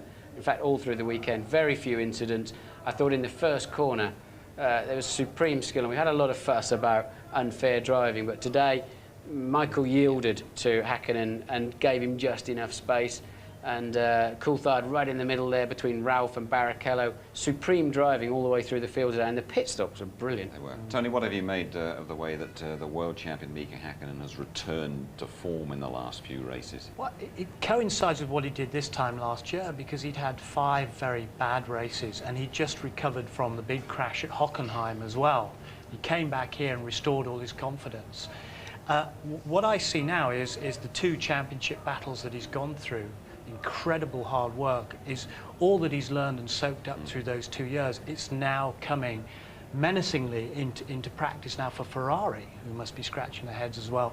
And he's the sort of dark horse that's come through now and has become the championship favourite, whether he acknowledges it or not. Yeah. A superb performance from all round. It's a great team performance from McLaren, especially on the technical side as well. I think, Martin, you mentioned all the Jaguar top brass are here. Johnny Herbert is coming to the end of his Jaguar career, as we know, and a little spin for him at the end that, well, it sums him up really. It sums the way things have gone for him. Yes, but later on we saw Johnny spin again with an intermittent engine, and this could almost have been the same thing, although Villeneuve, I think, did surprise him there. I think Johnny's on a ramp down now to the end of his Grand Prix career. I don't think the arrows touched him. I'm pretty certain it didn't. In fact, I'm sure it didn't now, watching it again. Johnny had an engine that was misfiring, and if it suddenly cuts on you at a crucial time, locks the rear wheel slightly, and around you go. Let's have a word, shall we, with Jenson Button. Another fine performance from the 20-year-old British driver at the Hungaroring. Jenson, a tough race for you? A bit disappointing, really, because I was in 7th position behind Frentzen. We had a chance of getting some points, and car was working well. I think we didn't have the best traffic in the world, I think, but that was a problem for everyone. And then about halfway through, on about the 30th lap, I think it was, 35th lap, just after my first pit stop, I had a problem with the throttle. Every time I went on the throttle, it wasn't full throttle. I don't know if you saw on the speed traps, but it's about 22 k's down or something. So that's why I slowed down towards the last half of the race, and Irvine and Trulli were able to get past. How aware were you of them catching up and pushing up behind you? Obviously a lot, because the team were telling me, and it says on the pit board. But I couldn't do anything. I was pushing as hard as I could. There you go. It must be a bit frustrating sitting there just waiting for them to go by. Yeah, very frustrating, seeing when the car was working well as well. So, but there you go. Benetton bound, Jenson Button. Sum it all up for us both, could you? You first, Tony. Well, I think in Ferrari's case, they'll be examining really all the aerodynamics, all the mechanics. Whether they were getting their tyres working properly is another issue for them. But the big issue, the big picture is, will that Ferrari jinx come and strike again? You know, will they be the bridesmaid yet again? Who knows? They're falling behind. Häkkinen's engineer's briefcase will be very heavy on the way home tonight. It'll be full of paperwork, and he's got to write it all up tomorrow in a report that will go into the system. They've just been tweaking that car, not even tweaking it actually, major changes, and they hit the sweet spot, and didn't he drive it brilliantly? Right, thanks very much. Before our highlights on ITV2 on Monday, and next, top speed, we go to Spa. Qualifying 11:30, the race live 12:15 on Sunday, highlights 11:25. When the temperatures soar, look no further than the Iceman. The Finnish fans will have a ball in Budapest tonight. Bye-bye.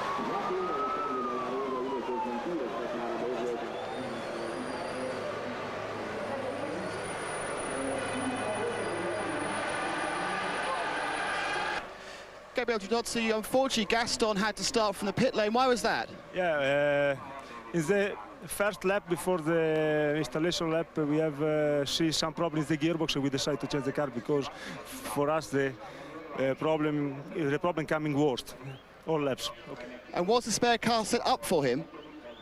I think the car is not different from the other. I think we can make a good race in any case. Thank you very much.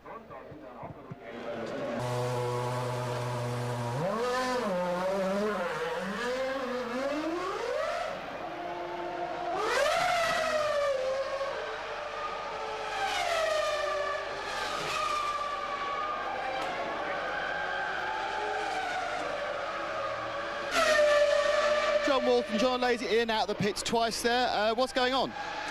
He's got a problem with the handling of his car, and we think it might be a problem with one of the dampers, so we were just having a quick adjustment of it, and hopefully we fixed it. I don't really know. He hasn't said anything yet, but I'm not really sure. We just have to see if he stays out there.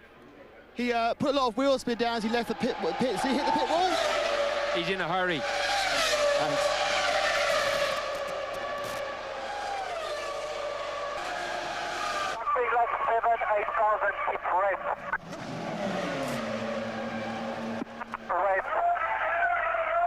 Okay.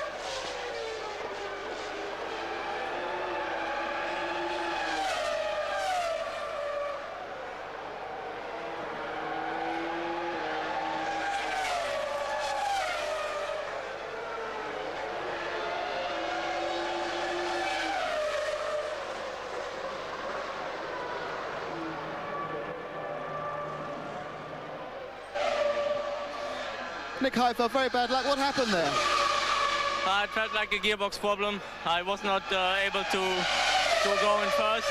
When I was in first, it jumped out again. How was the actual car handling? How was tyre wear? Sorry? How was the tyre wear out there? For me it was quite good because we struggled for all the weekend, but now the setup was a lot better. I was able to keep the pace of the guys in the back at least. I was quicker, but it's not possible to overtake. So I hope for the pit stop. Very bad luck, thank you.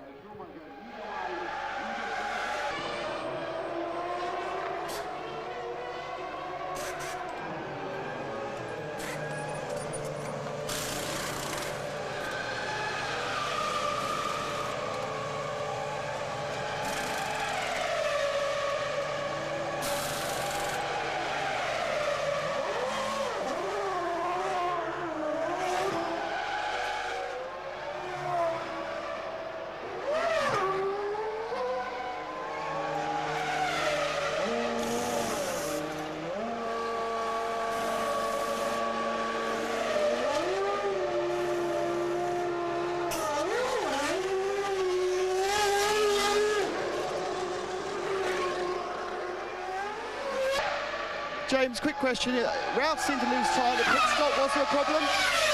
Basically, in the pit stop, we got a crossed left front wheel nut. Obviously, cost us a couple of seconds. Barrichello got us because of that. Thanks a lot.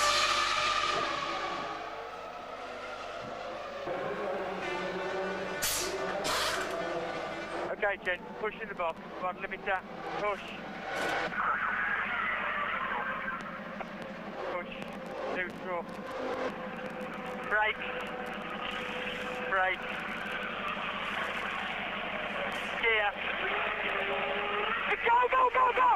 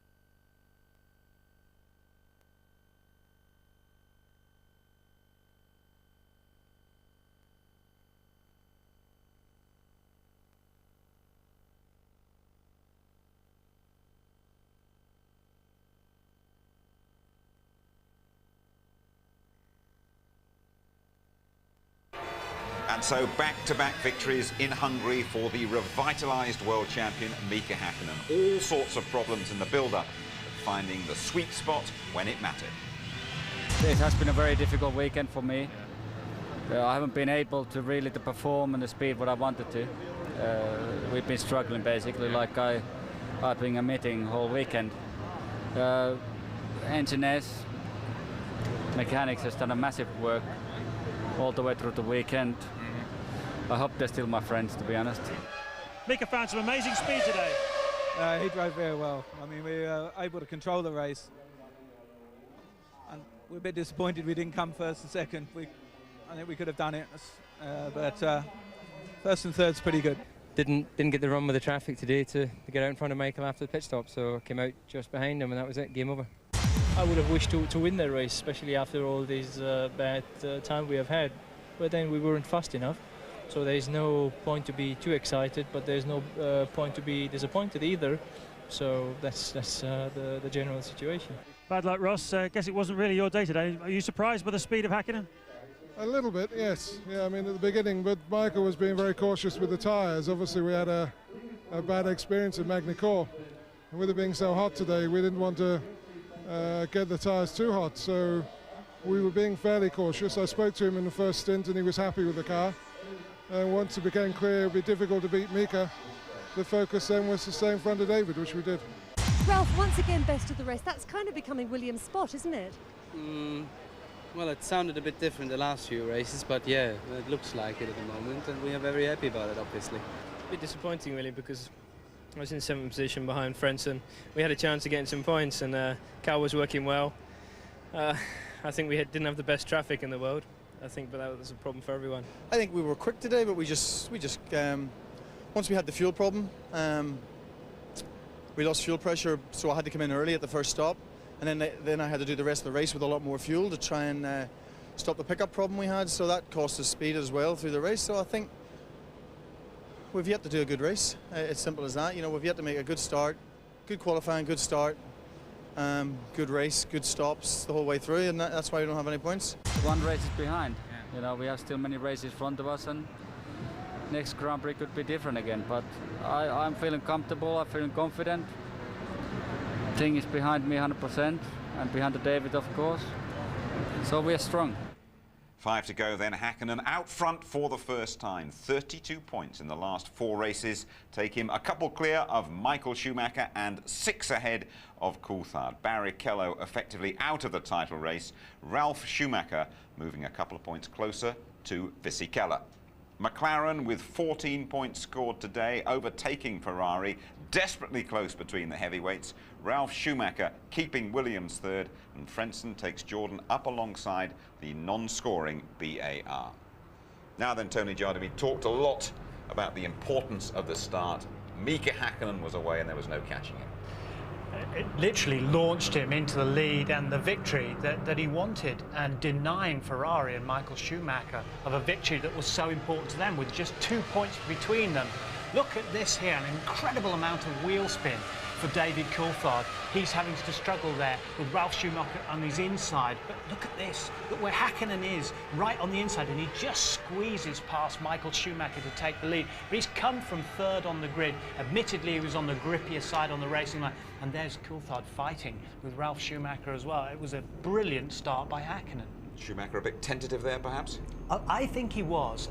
He said before the race, I've got to finish this one. So it was obviously in his mind that he'd only done 700 metres in the last 2 races. I've got to get through. So rather than be brave, he held off and gave Häkkinen some space. That's not like Schumacher, is it? No, not at all. It looks as though Jenson Button and Giancarlo Fisichella could well be teammates at Benetton next season. Came a bit too close for comfort round here today. So says Murray. Murray says that he's already signed. There may be some difficulties with Montoya yet. We shall find out. But yeah, I mean, Jenson Button again really impressed, because this is a difficult circuit to come to for the first time. Long corners, difficult to see the apexes, blind brows. But Fisichella in front of him when they were fighting for 7th place was having problems with his brake balance. And you see him running wide here, getting the car out of shape and actually spinning. Jenson's already wide there as well, quite well offline, and nearly collects the Italian. While all that is happening, Eddie Irvine in the Jaguar nipped through into 7th place. But lightning reactions from the young 20-year-old there. After his first victory, the first victory of his career at Hockenheim, we wondered if things might change for Rubens Barrichello at Ferrari, but when it comes to it, as we saw right behind us, and Mr. Schumacher is still very much the governor there. Oh, indeed.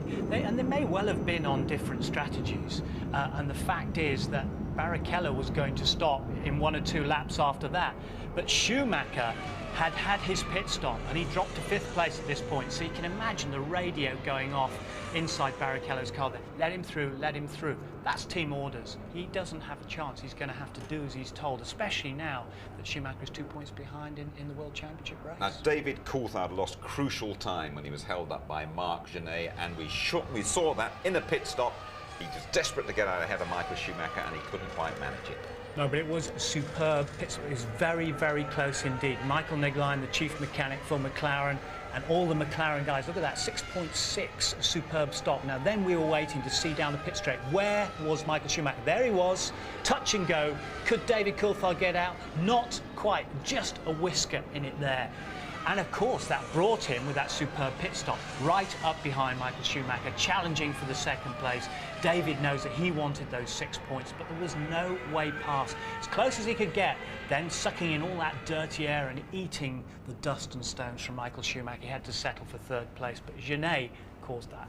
What a contrast this weekend for Mika Häkkinen. Gloomy, miserable, worried on qualifying day. What a difference Everything. today. Well, the body language said it. This is after he'd taken this first draconian setup and just tried it. He came in and he was talking to Adrian Newey there. So look, you know, this isn't working. They kept changing the car during qualifying. They even made a change on the grid to that car. And look at him now smiling. And his trainer there giving him the old bucket treatment. In the old days, of course, that would have been full of ice as well. You know, these namby-pamby drives. That probably was warm water, you know. Thanks, Tony. Here is your complete Hungarian rundown. Häkkinen assured of P1 from the first corner. Michael Schumacher really outpaced by the McLaren. Coulthard just can't win round this place. Barrichello 4th, Ralf Schumacher 5th for Williams, Frentzen getting a point for Jordan. Then Trulli, the only one stopper. Irvine taking full advantage of Button's engine problems. Salo, the other Finn, in the top 10. Wirtz, the lone Benetton finisher. Villeneuve, he lost his nose cone on the first lap. Verstappen 13th, the Arrows couldn't profit here. Then Zonta, the BAR's always struggling for grip. Genet, Coulthard's roadblock, 15th. De La Rosa, he tangled with Villeneuve, and he was the last finisher. Mazzacani's engine, that blew late on a faulty gearbox, ended Herbert's race. Diniz, he went with engine failure. Fisichella's brakes finished him on lap 31, and the Prosts were the first to go. So then, just looking ahead, those are the races to come. Belgium, Italy, the USA, Japan and Malaysia. And tonight, the bookmakers, Ladbrokes, have altered their thinking on who will win the World Championship. Häkkinen, favourite for the first time, 11-10. Michael Schumacher, 6-4. They'll give you 3-1 Coulthard. Barrichello out of it at 80s. Be sure to join us in a couple of weeks' time at Spa then. The full ITV weekend service, qualifying live 11:30 on the Saturday. A 1-2 for the McLarens there last year, remember. The race live from 12:15. Highlights at 11:25.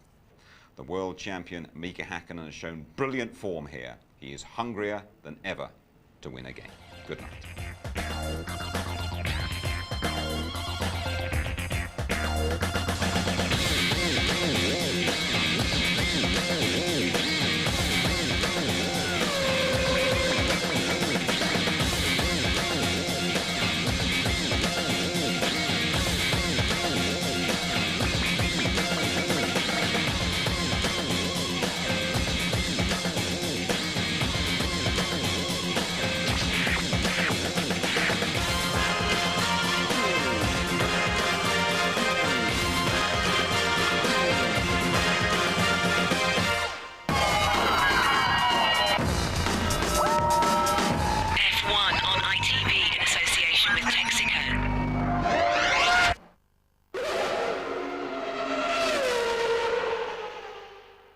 If you would like to know more about Formula One, the website address sponsored by livesport365.com is www.itv-f1.com.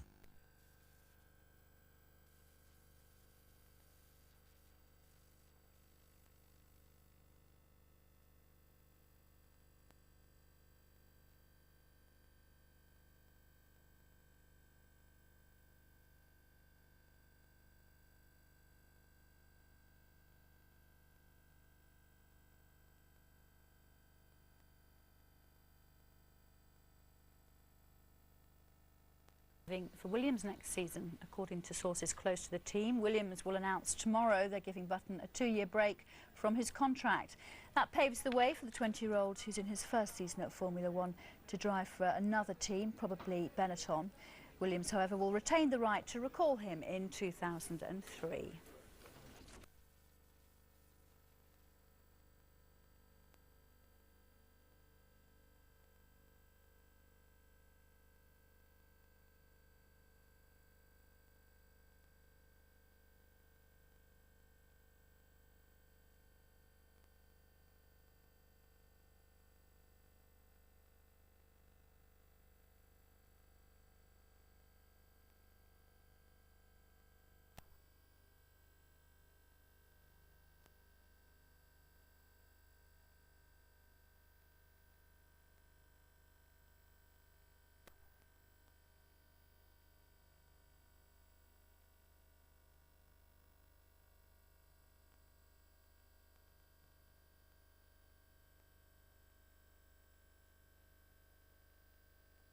Sport and news from one of Formula One's brightest buttons, Jenson Button, that is, the 20-year-old Brit having agreed to a move from Williams to Benetton next season for a 2-year loan period. A deal which comes after Williams rejected a $5 million buyout offer from Button's manager, leaves the team with the option to reclaim his services in 2003. It also paves the way for Williams to lure Colombia's Juan Pablo Montoya from kart racing as the partner for Ralf Schumacher next season.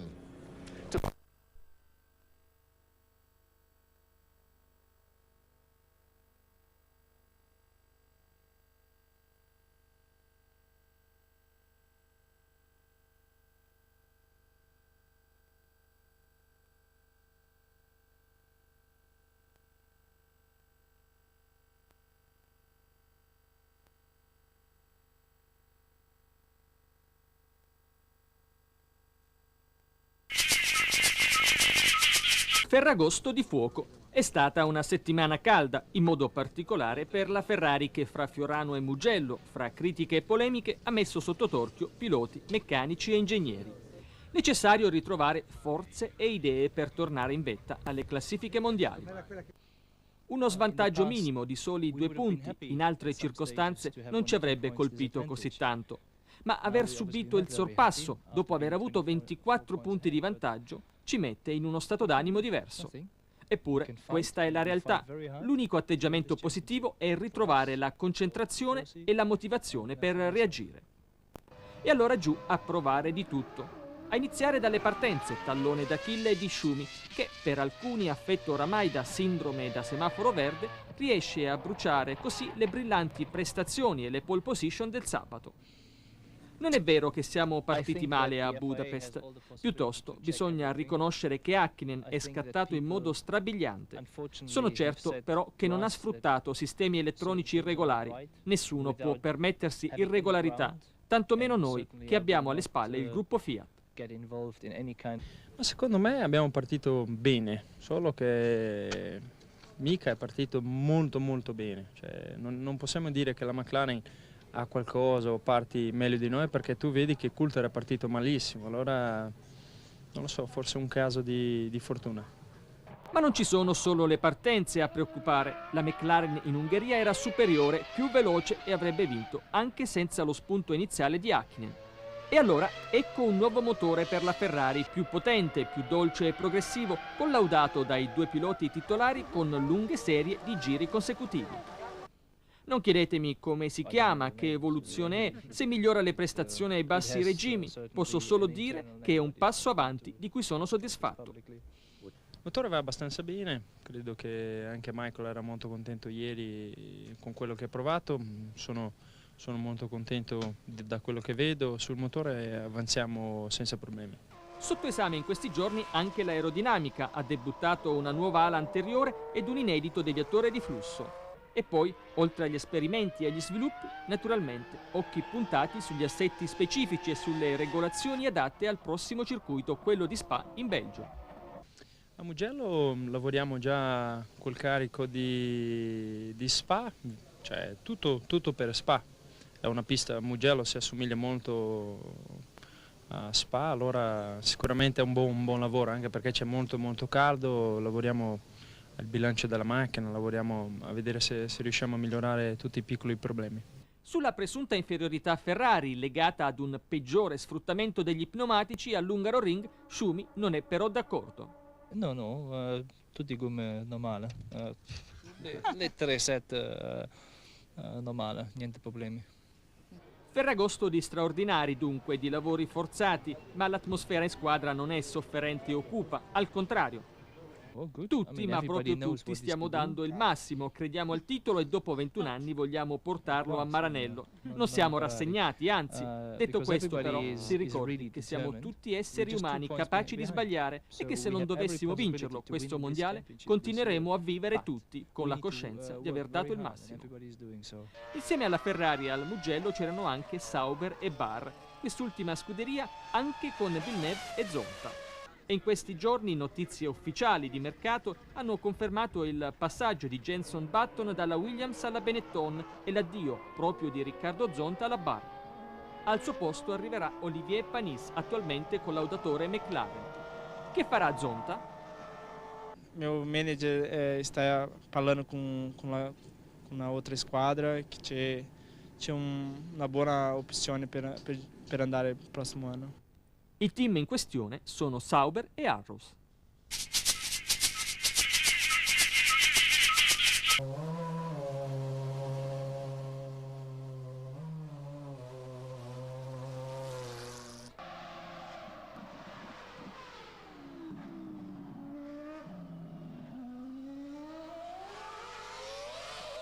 Ringrazio Monza di aver fatto questa mossa perché secondo me c'è 2 cose molto importanti.